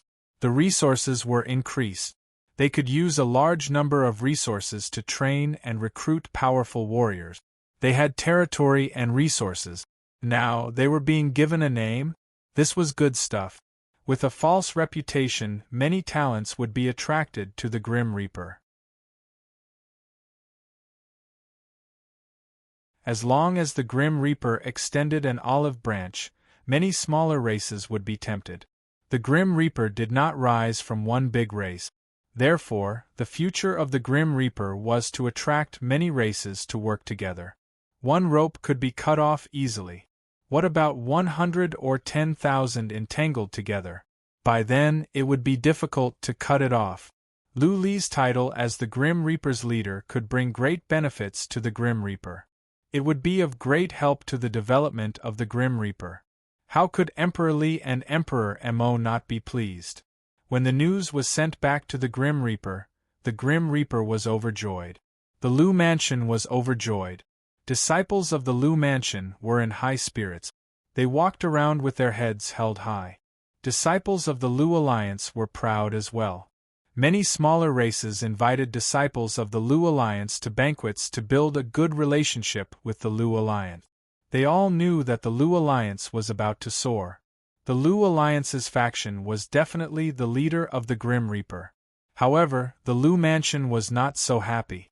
Not only was Lu Li not happy when he heard the news, he even scolded. Idiots! It was obvious who he was scolding. He was referring to Emperor Li and Emperor Mo. Jiang Qiling and Bai Qiuxue did not understand, but Lu Ling did. She explained the intricacies to the others.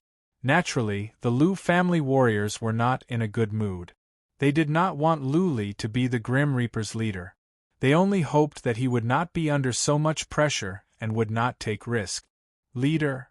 Sitting in the backyard by himself, Lu Li sneered. He never cared about empty titles. He knew very well that such titles would not bring him many benefit. Instead, he would have to bear great pressure. First of all, if the Steel race and the Tong race wanted revenge, the first person they would kill would be Lu Li. Never mind, Lu Li thought about it. After all, the Steel race and the Tong race were already at odds with each other. If the two races could gain a firm foothold and rise, they would deal with him sooner or later. Lu Li thought about it for a while.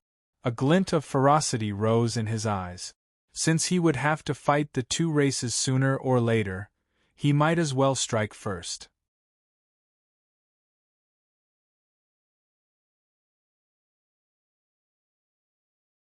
Chapter 36:53. The Tong race and the Gang race went to the Tianyu galaxy together. Lu Li had eavesdropped on their conversation and knew that they were going to take over the territory of the Meng race. The Meng race's territory was still in a mess. Who could stop the four warriors of the Tong race and the Gang race? What Lu Li feared the most was that the two races would unite and form a force. If that were the case, then not even the overlords of the Tianyu galaxy could keep them in check. Unless several overlords attacked the Gang race and the Tong race at the same time, they could not stop the two races from taking over the territory of the Meng race. Once the two races took over the territory, the other overlords would have to acknowledge the status of the two races. There would be one or two more overlords in the Tianyu galaxy. Given dozens of years of rest, the two races could gain a stable foothold. By then, the two races would find ways to get back at him. If it were not for him, the Gang race and the Tong race would have succeeded. What was more, Lu Li had killed so many powerful warriors of the Tong race who were close to the absolute completion. The feud was irreconcilable. Lu Li could at least find a way to kill his family to vent his anger. Now that the feud was over, Lu Li would not let it go easily. He decided to strike first. He might not wipe out the two races, but at least he could stop them from gaining a stable foothold in the Tianyu galaxy. He could not let them rise. He wanted to tire them out so that they could cope with the pressure from the Tianyu galaxy. He wanted them to have a hard time so that they could not make trouble here. Having made up his mind, Lu Li used the map to track down the two races and find out their situation. After spending more than an hour, he found the two races. With the vast number of battleships, it was too easy to find them. They were not far away from the Tianyu galaxy. They would arrive there in about a month or two. Lu Li didn't dare to check the top floor of the battleship because he could feel that the consummate warrior was there. He quietly sensed the patriarchs and eavesdropped on their conversation. After a while, Lu Li pulled a long face. His prediction was right. The two races had united and formed a new force with a new cabinet of patriarchs. Currently, half of the patriarchs in the cabinet of patriarchs of the two forces were equal in power. But clearly, the gang race had the dominant position. Hall of Blood feud. Hearing the name of the new force, Lu Li's murderous intent intensified. This name was clearly targeted at him. It was probably given by the Tong clan. Too many experts and soldiers of the Tong clan had died in his hand. This was truly a blood feud. Hee. The killing intent in Lu Li's heart grew stronger. He retracted his psychic power after a moment of observation. It would take some time for the gang race and the Tong race to investigate the situation. The actual attack would not take long, but the preparation would take longer. Lu Li believed it would take at least half a year for the two races to launch the real attack. Therefore, he wasn't in a hurry. He had just returned, so it was better for him to spend more time with his family. With him overseeing Tianyu City, the Grim Reaper's heart would be at ease. His faction would also be more stable. He had been absent for such a long time, and the experts of his faction were probably unhappy. There was one more thing: the divine inscriptions of the Lu residents needed to be rearranged. Blood Fairy was good at arranging divine inscriptions. Not even a warrior at the peak of the divine inscriptions could crack it in one move. As long as the warrior at the peak of the divine inscriptions could not crack it instantly, then Lu Li's family would have a chance to leave by teleportation formation. The safety of his family was of utmost importance to him. He would only set off after Blood Fairy was done with the formation. The core divine inscriptions that Blood Fairy was building were in the backyard. Lu Li would tell her to keep it activated. Everyone would use the teleportation altar to go in and out. It would be troublesome, but it was safer. In the following days, Lu Li spent all his time with his family. Occasionally, he would visit the universes of the Lu Alliance and meet with powerful warriors of his faction. His life was fulfilling. He would not interfere with the Grim Reaper's affairs. It was not a big deal. If anything happened, Emperor Mo and Sovereign of Wings would report to him at once. The Grim Reaper had acquired 2,000 universes. All the leaders of the Grim Reaper were busy taking over the 2,000 universes. At the same time, they began to use Lu Li's influence to recruit powerful warriors and talents. It would be a shame not to take advantage of such a good opportunity. The leaders of the entire Chaotic Star region knew that the title of the Grim Reaper was a hollow one. The warriors of the smaller forces only saw that Lu Li worked together with the 10 Masters to defeat the Tong race and the Gang race and force them out of the Chaotic Star region. In the Dark Sun, Lu Li killed an army of 10 million and more than 200 warriors that were close to the consummate realm all by himself. Lu Li's reputation was at its peak. He was the leader of the 10 Masters. The 10 Masters were the rulers of the Chaotic Star region. If Lu Li could become the leader of the 10 forces, wouldn't he be the most powerful warrior in the Chaotic Star region? Also, Lu Li was still young. With the Grim Reaper's intentional promotion, Lu Li had become the idol of many young warriors. The Grim Reaper also issued an announcement to recruit young elites, regardless of their background or abilities. As long as they had the potential, the Grim Reaper would train them with great efforts. The Grim Reaper's recruitment was not only in the Chaotic Star region but also in the other 7 galaxies.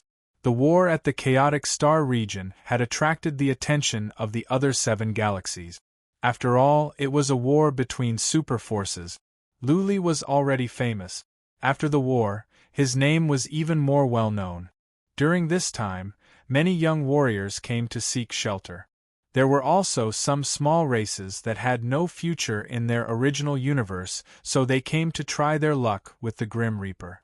Unfortunately, not many powerful warriors that were close to the consummate realm came to seek shelter. Those that were supposed to come had all come.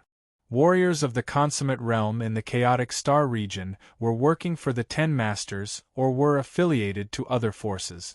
The Grim Reaper would be crossing the line if they poached powerful warriors from the other 9 Masters. The other 9 Masters wouldn't say anything if the Grim Reaper openly recruited warriors of their own volition. But to poach powerful warriors in secret was crossing the line. The other 9 Masters didn't want to be outdone. They began to recruit elites of the younger generation and train more powerful warriors. The 10 Masters agreed that they would not resort to violence for 1,000 years. During this time, the 10 Masters planned to train more powerful warriors to enhance the overall strength of the chaotic star region. The systems of the Grim Reaper were complete. Luli was the absolute core of the Grim Reaper, and he was a deterrent. Many great patriarchs of the Grim Reaper saw with their own eyes that Luli's divine patterns killed more than 200 warriors that were close to the consummate realm. The great patriarchs of the Grim Reaper shuddered at the memory.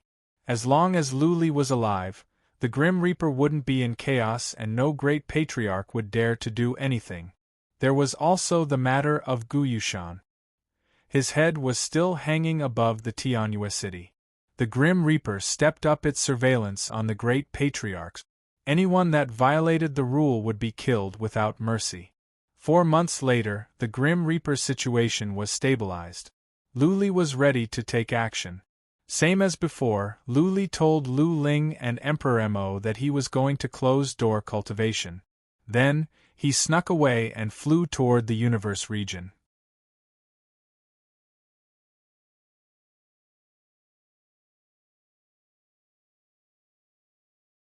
Chapter 3654. All the chiefs of the Sky Universe Star region had some understanding of the situation in the heavenly chaotic star regions. They also knew that the Gang race and the Tong race were here. However, these chiefs were not all harmonious. They were divided into 8 factions, and some of the major factions had blood feud. It was unrealistic for them to work together to deal with the Gang race and the Tong race. Most importantly, the Gang race and the Tong race had a total of 4 Perfection Realm experts. They were at the end of their rope now. If they tried to stop them, there would probably be a bloody battle. There were also chiefs who wanted to stop the Gang race and the Tong race. For example, the Glass race and the Rhino Ape race wanted it. The Gang race and the Tong race were obviously coming for the Meng race's territory. Once they took over the territories of the 2 races, they would have a powerful neighbor. Especially the Rhino Ape race. Their king was dead, and there was no Perfection Realm expert in the race. If the Gang race and the Tong race gained a foothold, they might attack them. These 2 races had 4 Perfection Realm experts. How could the Rhino Ape race resist them? The 2 armies stopped outside the Sky Universe Star region. They did not enter recklessly. Instead, they mobilized a large number of elite scouts. Among them, there were some experts who were infinitely close to the Perfection Realm. They all had the command token of their king. These experts brought gifts to meet the elders of some of the chiefs. They were trying to smooth the relationship. They knew the situation in the Sky Universe Star region better. Although there were more than 10 chiefs, there were only 5 true superfactions. As long as these 5 factions did not interfere, the chances of them gaining a foothold were very high. Coincidentally, these 5 factions were not very close to the Meng race's territory. If they occupied the Meng race's territory, it would not affect the 5 superfactions much. Hence, the Gang race and the Tong race prepared to send gifts to the 5 superfactions. They promised to do so every year. All they wanted was a place to stay. As long as the 5 superfactions did not interfere, it would be too easy for them to take over the Meng race's territory. Without the 5 superfactions' approval, the Gang race and the Tong race did not enter recklessly. Hundreds of thousands of battleships were parked outside. Since most of the clansmen were martial artists, they would be fine even if they did not eat or drink for a few years. It was just that the atmosphere was a little stifling and anxious. In the blink of an eye, 2 months had gone by. An elder had returned with news that 2 of the 5 superpowers had agreed to the proposal. To these 2 superpowers, the Tong clan and Gang clan posed no threat to them. They had no way of occupying the Meng tribe's territory, so if they gave it to the Tong tribe, the Gang tribe would receive an annual tribute, so why not? The Gang tribe and Tong tribe were extremely excited. Now, all they had to do was wait for the other 3 factions' feedback. A portion of the scouts had already returned from scouting. With the strength of the 2 clans, taking down the Meng tribe's territory was too easy. The rhinoceros ape race, the glass race, and the other overlord, the water fish palace, posed no threat to them. They also learned that the rhinoceros ape race was disgraced by Luli. They had lost many powerful warriors and their prestige was at rock bottom. If they could take over the Meng tribe's territory and gain a firm foothold, they could expand towards the rhino ape tribe's territory and swallow it up. They could even be bolder and conquer the glass race's territory. At that time, they would absorb some factions and experts, and they would become the supreme overlords of the Tianyu star field. They would be able to call the wind and summon the rain here.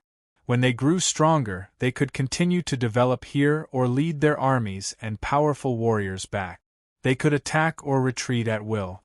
When the news was spread out, the 2 races' powerful warriors, families, and affiliated forces were all in high spirits. They were driven out of the chaotic star region like stray dogs. They had thought their future was bleak. Now, there was a glimmer of hope. After another month or so, 2 more superpowers had agreed to Zero Wing's proposal. After some discussion, the leaders of the Gang tribe and the Tong tribe decided not to wait. All their people and powerful warriors would go to the Tianyu star region directly. It would take them 2 or 3 months to get to the Meng tribe's territory anyway. They could wait. Luli arrived 1 month after they went to the Tianyu star region. Luli didn't hurry along the way. Instead, he took his time. Through the map, he could keep track of the Tong tribe and the Gang tribe. As long as the 2 races did not gain a firm foothold, he wouldn't be in a hurry. He would wait until the 2 races attacked the Meng tribe's territory before he took action. Along the way, Luli had been thinking about how to weaken the 2 races. For one thing, he wanted to take action in person. For another, he wanted to borrow their strength. There were 4 absolute warriors here. If he were to be noticed by them, he would be in danger. Who could say for sure that the absolute warriors could not sense the traceless path? What if one of the great perfection deities of these 2 races could sense it? Therefore, Luli planned to get some races involved. If some of them worked together, Luli could fish in troubled waters. At the same time, he could put some pressure on the Tong tribe and the Gang tribe. If they became enemies with the major races nearby, it would be difficult for them to gain a firm foothold. Luli thought for a while. He locked onto the Rhino Ape City on the map and found the chief patriarch of the Rhino Ape race, the current leader. The current leader of the Rhino Ape race was in a castle. He was not in closed-door cultivation. Instead, he was looking at the map. Luli had an idea after a glance. He said directly, "Leader of the Rhino Ape race, long time no see. How have you been?" Luli's sudden voice startled the leader of the Rhino Ape race. The voice was familiar. The leader's hair stood on end. The leader of the Rhino Ape race used psychic power. He could not sense anything in the manner. A glint of coldness rose in his eyes as he shouted, "Luli, didn't we have a deal? Are you going back on your word?"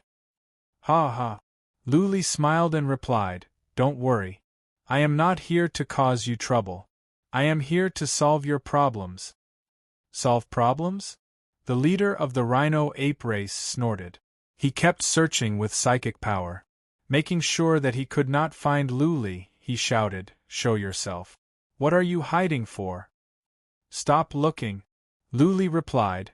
"Not even a complete warrior of your race can find me, not to mention you haven't made the breakthrough yet. Are we going to talk or not? If not, I am leaving. Just wait for your rhino-ape race to be wiped out." The leader of the rhino-ape race's eyes flickered. There was an idea in his mind telling him not to talk to Luli. This was asking a tiger for its skin.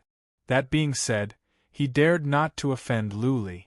He thought about it and said, "What do you want?" "I am here for the Tong tribe and the Gang tribe."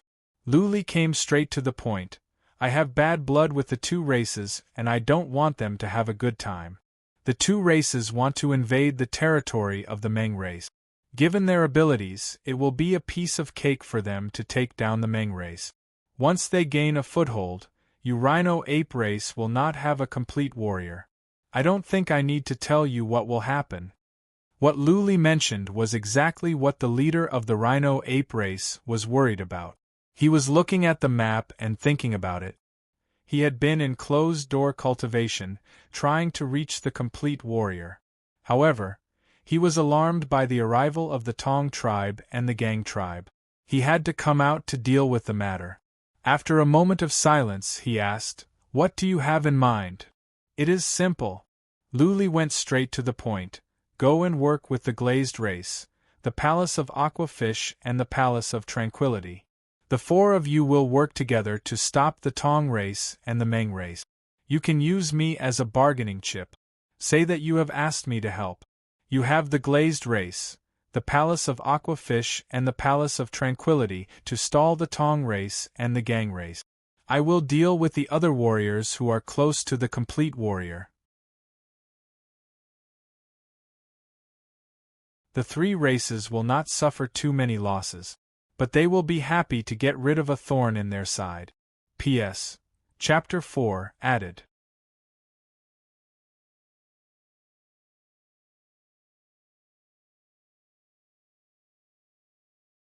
Chapter 36:55.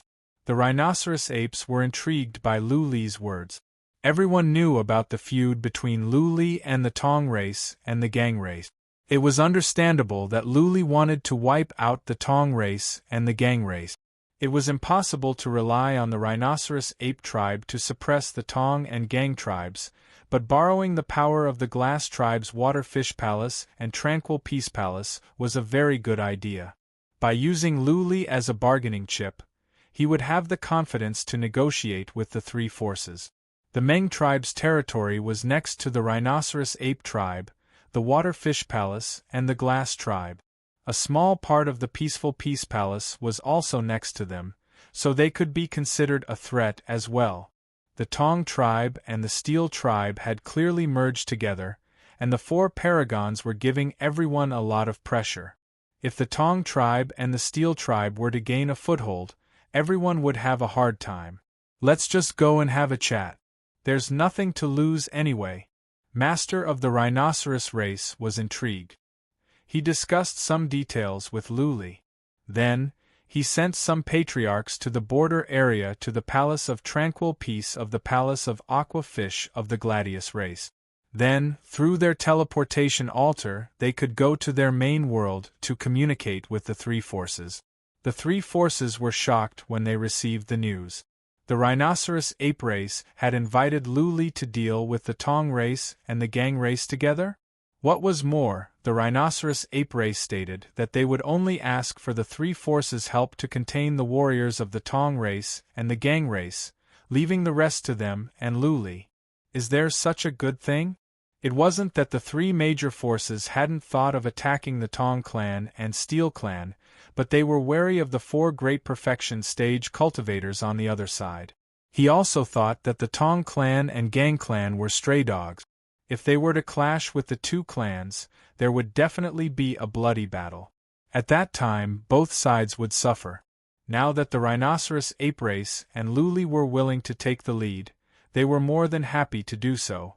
They were only going to intimidate and distract the warriors of the Tong race and the Gang race. They were not going to start a war, so they would not suffer any loss. As for offending the Tong clan and Gang clan, so what? Now that the Tong and Gang tribes had gained a foothold, they would have to face them sooner or later. Immediately, the four great forces came to an agreement. The Glass Race, the Water Fish Palace, and the Peaceful Peace Palace each sent out a great perfection paragon. Their armies numbered in the millions, but the three races did not send out any powerhouses who were infinitely close to the great perfection paragon. Didn't your rhinoceros ape race say so?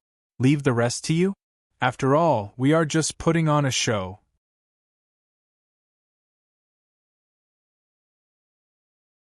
When necessary, we will stall the warriors of the Tong race and the Gang race.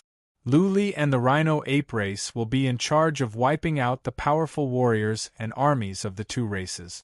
The Rhino Ape tribe then sent out a few more elders to the 6 factions in the Meng tribe's territory. The Meng tribe's territory had long been divided by the 6 great powers. However, the 6 great powers were not strong enough to swallow all of the Meng tribe's territory. That was why they had fought for so many years. Originally, it wasn't just the 6 great forces, but the 9 great forces. After fighting for so many years, the 3 great forces had already retreated, leaving only the 6 great forces. During this period of time, the 6 major factions were also in a state of panic. They knew that the Tong tribe and the Gang tribe were coming for them, so they were hesitating on whether to resist, surrender, or retreat. Once the elders of the Rhino Ape race went over, the 6 major powers immediately joined forces. When the 6 great forces heard that the Rhino Ape clan, Calm Peace Hall, Waterfish Palace, and the Glass clan were helping them defend against the Steel clan and Tong clan, how could they not cooperate? They were talking about the 4 overlords, especially the Calm Peace Hall, which had 2 consummate warriors. How could they not suppress the Steel clan and Tong clan with the help of the 4 forces? With the Rhino Ape race in the middle, the matter was basically settled, and it was done discreetly. Luli would discuss with the leader of the Rhino Ape race from time to finalize all the details. The fishing net was ready. Now, all they had to do was to wait for the Steel clan and the Tong clan to come in. The Steel clan and the Tong clan were not far away now. They would arrive in a month at most. Along the way, they behaved themselves and didn't dare to enter any universes in case the other forces misunderstood them. They flew directly to the Meng tribe's territory.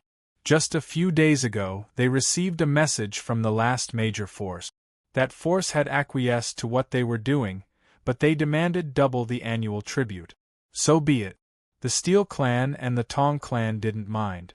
As long as they could gain a foothold, they didn't mind giving more resources. If they couldn't gain territory, they wouldn't get anything. It was just a pie in the sky. More importantly, the Rhino Ape race and the Glaze race near the Meng tribe's territory were weak. The Tong clan and the Steel clan had a good chance to expand. They didn't mind giving up some resources. Powerful warriors of the Steel clan and the Tong clan were cheered up as well. They were like stray dogs. They had thought that they would be met with resistance or even annihilated here. Now everything seemed to be going well. Soon, they could gain a large territory and continue to be an overlord. Move faster. The Steel clan leader, the Grand Master of the Hall of Blood Feud, ordered. He was afraid that a long delay would bring trouble. Also, he mobilized a large number of scouts to investigate the situation at the Meng tribe's territory. The cooked duck must not fly away. This battle concerned the life and death of the Steel clan and the Tong clan. They could not afford any mishaps. Half a month later, they were not far from the Meng tribe's territory. They received some news. The Steel clan leader immediately summoned a great perfection paragon from the Tong clan and a group of powerful warriors for a discussion. Inside the largest warship, there was a particularly large and luxurious cabin. 2 great perfection paragons sat at the head of the table. The Steel Clan leader was the Grand Master, and the Tong Clan's Great Perfection Paragon was the Second Hall Master. The other two Great Perfection Paragons didn't have any positions. They were old and didn't like to manage things. If they needed to act, they could just ask them to come. On the left and right sat 30 Supreme Warriors, all of them infinitely close to Great Perfection Paragon. The 60 Elders formed the Elder Cabinet. This was the highest authority in the Blood Feud Hall. The Tong Clan and the Steel Clan each had 30 Elder slot. It seemed like the two sides were evenly matched, but everyone knew that the Steel Clan had the absolute dominant position. This couldn't be helped. The Steel Clan's two Great Perfection Paragons were stronger than the Tong Clan's two. The Steel Clan didn't lose too many close to Great Perfection Paragon warriors. They still had more than 100 of them. On the other hand, the Tong Clan only had 40 or so, not to mention their soldiers and Saint Emperors. The two sides weren't on the same level. "I've just received news." The Steel Clan leader swept his gaze across the hall and said, "The Rhino Ape Clan, the Glaze Clan, the Water Fish Palace, and the Peaceful Palace might join forces against us. The 6 factions occupying the Meng Clan's territory have also been united. Of course, this is only a preliminary prediction based on the information. The specifics have not been confirmed yet." The Gang tribe leader's words caused the hearts of everyone present to sink. If that really happened, their trip wouldn't be too smooth. It might even be unknown whether they would be able to obtain this territory. An elder doubtfully stood up and said, "Head Hall Leader, Second Hall Leader, as far as I know, the Rhino Ape Clan and the Glaze Clan are sworn enemies. 100 years ago, a great war broke out. The Glaze Clan's Great Perfection Paragon was almost killed by the Rhino Ape Clan leader. The Water Fish Palace and the Peaceful Palace are also mortal enemies. How could the 4 factions join forces? Was there a mistake in the information? If it's true, we'd like to see if we can use their hatred to drive a wedge between them."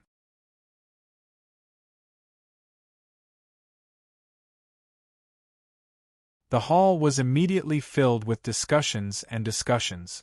The noisy place became like a market.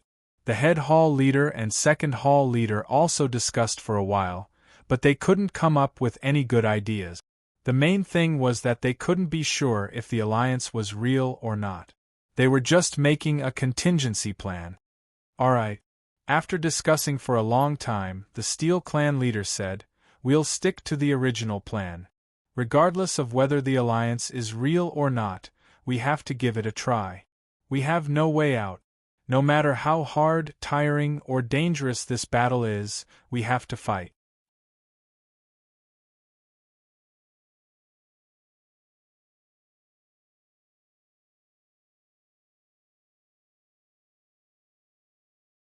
Chapter 3656.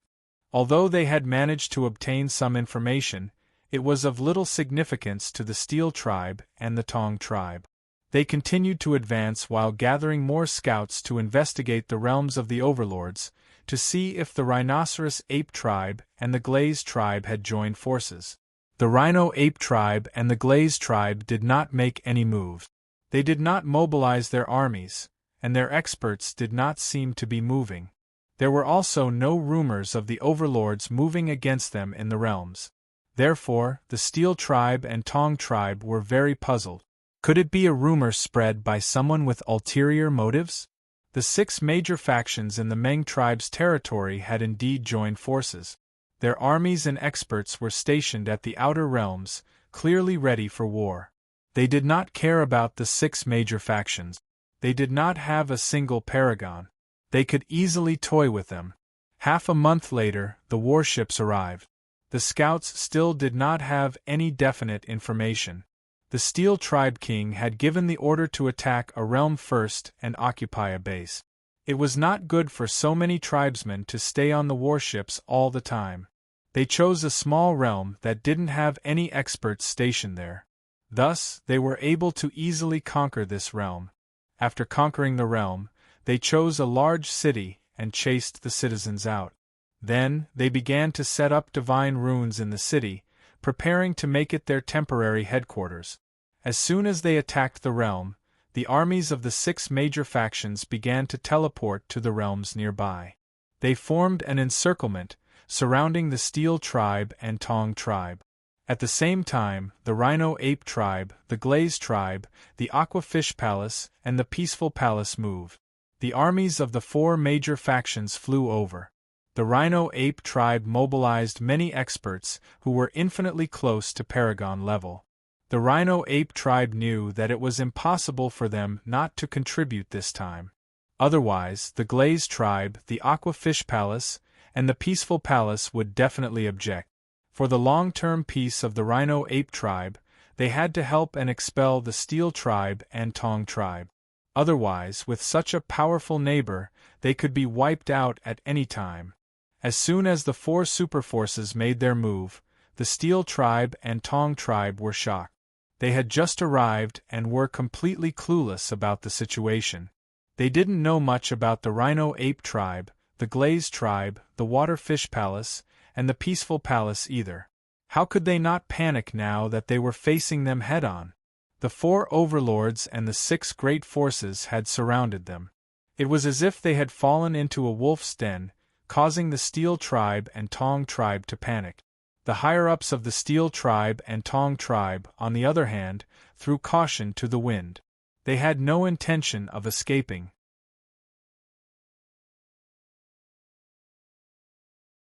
The 8 major star regions might seem huge, but all of their territories were occupied by super forces. They would be stopped no matter where they went. The 5 overlords of the Skyverse sector had agreed. The other overlords were too far away to interfere. Therefore, as long as they defeated these major forces, the Meng tribe's territory would be theirs. Moreover, they would also have the opportunity to conquer the nearby territories of the Glass Tribe and the Rhino Ape Tribe. First, then fight. The higher-ups of the Gang Tribe and the Tong Tribe discussed for a while and decided to send messengers to the Waterfish Palace's Calm Peace Palace, the Rhino Ape Tribe, and the Glaze Tribe. If the negotiations went well, they didn't mind giving up a portion of their profit. He could slowly deal with them later.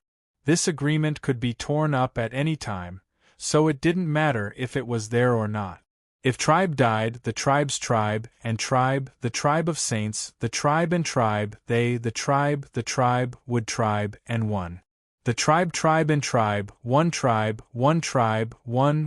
was tribe, one, and one. On the other hand, the Steel Tribe Master mobilized a large number of scouts to find out the situation at all costs. The messengers went and soon came back. None of them were missing. The overlords of the Skyverse sector were not so ungracious. They didn't kill the messengers, but there was no room for negotiation. Either get out of the nearby galaxy or start a war. The scouts scattered a large number of celestial stones. They did get some information.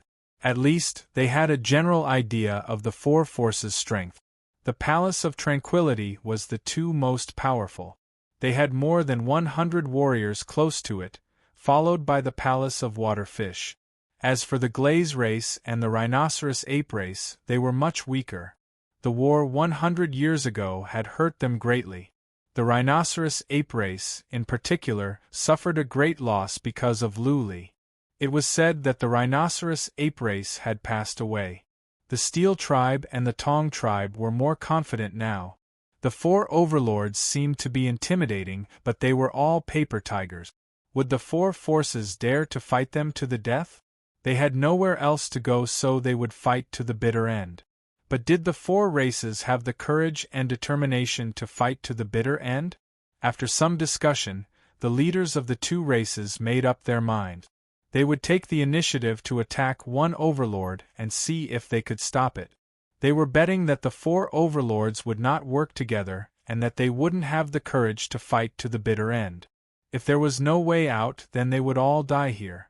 The higher-ups of the 2 clans gathered all the experts and soldiers and informed them of their situation as well as the decision of their higher-up. All the powerful warriors said nothing. but in their eyes there was a burning desire to fight. Since there was no way out, they had to fight to the bitter end. They used to be overlords in the chaotic star region. Even though they had to flee like homeless dogs, they still had pride in their bones. They didn't want to run away again after running away once. This time there was hope. They didn't have a freakishly strong opponent like Luli or enemies as powerful as the 10 Masters. Fight, fight, fight! A warrior raised his sword and shouted. All the other warriors followed suit. Then, all the powerful warriors shouted as well. The 2 races, their vassal races, and the soldiers and experts who were willing to follow them, totaled up to nearly 300 experts who were infinitely close to the Great Perfection Realm, 7 to 8,000 Saint Emperors, and about 10 million soldiers. At this moment, the 10 million warriors shouted together. Their killing intent soared into the sky. Stick to the plan. Let's go. The leader of the gang race shouted, "We must win this battle. There will be no death. There will be no life." 5 million warriors flew up. 150 of them were close to the perfect completion realm and 2 of them were sent out. They wanted to break through the enemy in one direction and attack the rhinoceros race first. There was no other way. The rhinoceros race seemed to be the weakest at the moment. Rumor had it that the perfect completion realm of the rhinoceros race had passed away. Who else could they attack if not the rhinoceros race? Whether the perfect completion realm of the rhinoceros race was still alive or not, they decided to hurt the rhinoceros race first and then deal with the glass race later. The army flew out in a formidable array. The remaining warriors and powerful warriors began to make arrangements. A perfect completion realm warrior was setting up the formation. The front line was under great pressure and so was their defense. Without a base camp, they would be like duckweed without a trace. Most importantly, the families of many powerful warriors were here. If they didn't protect their families, how could they fight with peace of mind? The leader of the gang race led the army toward the rhinoceros race as fast as he could. The 4 overlords and the 6 forces were dumbfounded. The gang race and the Tong race were facing so many powerful forces. Instead of defending, they took the initiative to attack? The rhinoceros race complained.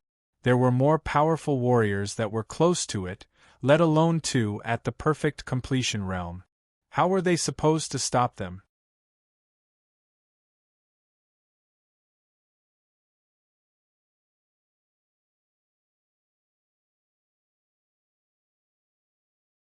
Chapter 3657. The master of the rhinoceros race crushed a jade talisman as soon as he got the news. It was delivered by a warrior sent by Luli. The warrior said that if there was an emergency, he would be contacted soon. To the leader of the rhinoceros ape tribe, this was the most urgent moment. They couldn't stop the Tong tribe and the Gang tribe. The other major factions seemed to have mobilized their armies, but they were all empty shells. There were only 3 great perfection stage cultivators holding down the fort, while the rest were ordinary soldiers. Even if the armies of the 3 tribes were mobilized, they still wouldn't be able to stop the Steel tribe and the Tong tribe. The master of the rhinoceros ape race wanted to kill with a borrowed knife. He wanted the powerful warriors of the 6 local forces of the Meng race to attack the Gang race and the Tong race. Even if he couldn't exterminate the Steel tribe and Tong tribe, he could at least beat them up so badly that they could only passively endure his attack. However, before the encirclement was completely formed, before the major powers could prepare to attack, the Steel tribe and the Tong tribe had already charged out. If they wanted to kill their way out, then so be it. They could have charged at anyone else, but why did they have to charge at them? When the master of the rhinoceros ape race contacted the Palace of Waterfish and the Palace of Tranquil Peace, he said that there was no need for them to send out powerful warriors that were infinitely close to the consummate realm. Luli and the rhinoceros ape race could handle the rest. Now that the Tong tribe and the Gang tribe were coming for them, the 3 Ryukyu tribe factions would probably just watch from the sidelines. Didn't you say that you could handle it? We've only mobilized some soldiers.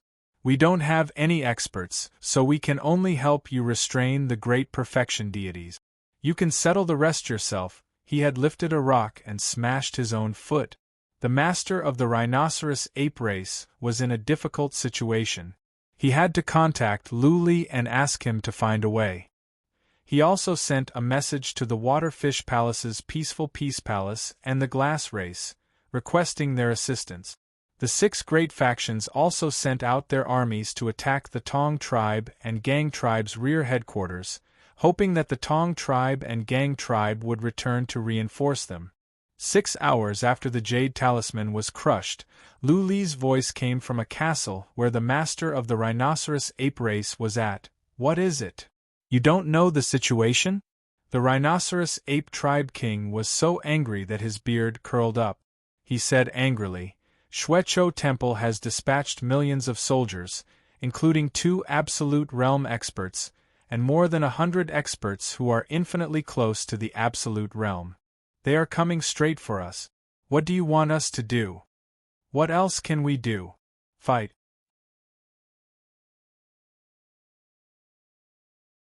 Lu Li said lazily, "They are just 2 stray dogs. You have so many masters working together. Are you afraid of them? You make it sound so easy." The king of the rhinoceros ape tribe was thoroughly enraged. He pounded the table and said, "The millions of soldiers of the Waterfish Palace, Taiyan Palace, and the Glass Race are just for show. There are no experts following them. The 6 forces are a little far from us. I sent them to attack the headquarters of the Shuecho Temple. Our rhinoceros ape clan only has a little more than 80 experts who are infinitely close to the consummate level. How do you expect us to stop them? Lu Li, didn't you say that you would come and help? If you don't make a move, we'll break up and I'll withdraw my troop." "Don't panic," Lu Li said with a smile. "Retreat now. Retreat dozens of galaxies and give up this one." "What?" The master of the rhinoceros race thought he had heard it wrong.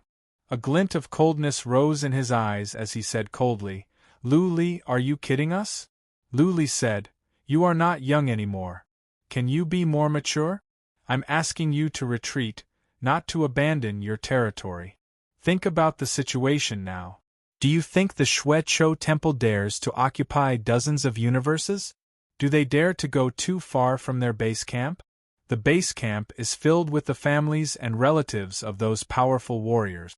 They won't go after you no matter how brave they are. If they go after you, you retreat. If they retreat, you go after them. If they dare to occupy the universes, I can kill as many powerful warriors as they stay behind. Do you understand?" The master of the rhinoceros ape tribe seemed to have understood. His eyes flickered. Lu Li continued, "You must understand that your interests are the same as those of the Palace of Taiyan, the Palace of Waterfish, and the Glass Race.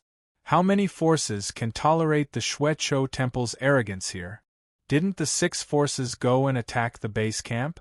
Ask the consummate level warriors of the 3 forces to go and hold down the fort. There are 2 consummate level warriors at the base camp. It will be easy for 3 of them to fight against 2. The base camp is under attack. Will the Shuecho Temple go after you or will they go back? If they go after you, the base camp will be lost.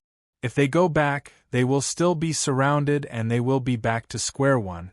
Once the fight starts, the Palace of Taiyan and the Glass Race of the Palace of Waterfish will have to fight on.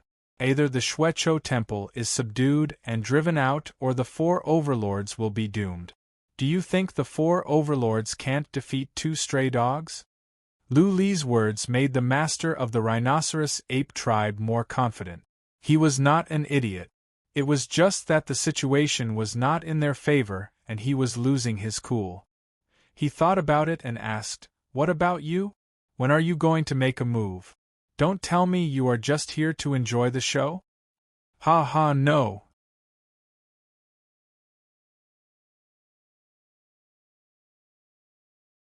Lu Li laughed, "When it is time, I will do it. Don't worry. Our interests are the same. We are allies now." allies, the master of the rhinoceros ape tribe curled his lips. He realized he was being used by Luli. He had made use of the 4 overlords and the 6 forces.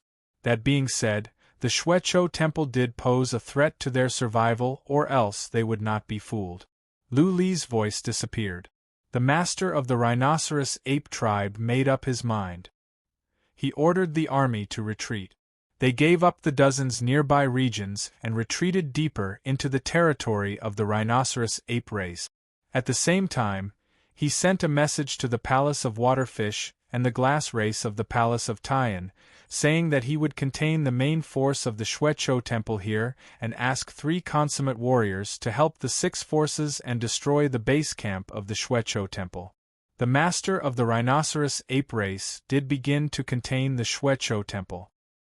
He mobilized an army of 10 million and divided them into many teams, 100,000 in total, to attack the Shuecho Temple like moths to a flame. There were not many powerful warriors in each team of 100,000. They were purely committing suicide to contain the Shuecho Temple's army. Battles continued to break out in the void. The Tong race and the Gang race were speechless. They were ready to fight the main force of the rhinoceros ape race, but the main force of the rhinoceros ape race had been retreating. Instead, there were small teams that came to their death. They came from all sides like moths and were killed easily. The battle at the base camp began. All the powerful warriors of the 6 forces were mobilized. In total, there were about 200 warriors that were infinitely close to the consummate realm. All of them entered the region and killed their way to the city where the base camp was. The glass race of the Palace of Waterfish and the Palace of Tyan took action as well. However, they could not find out where their consummate warriors were hiding. The Gang race leader was at a loss. He was in a dilemma. Should they continue to hunt down the rhinoceros ape race? If they kept retreating, how long would they be able to chase after them? The people at the base camp here would be wiped out. If they did not go back, they would be surrounded again. Go back. 5 days later, the Gang race leader ordered for reinforcements. The main force of the rhinoceros ape race was several days away from them. The 2 consummate warriors didn't dare to act rashly, fearing that they would be ambushed by other consummate warriors. At this rate, they would never catch up with the rhinoceros ape race. The battle at the base camp was fierce. If they didn't go back now, the base camp would be in ruins. You're tuning in to the Phoenix Knights YouTube channel. Don't forget to subscribe and join us on this journey to catch the most captivating stories.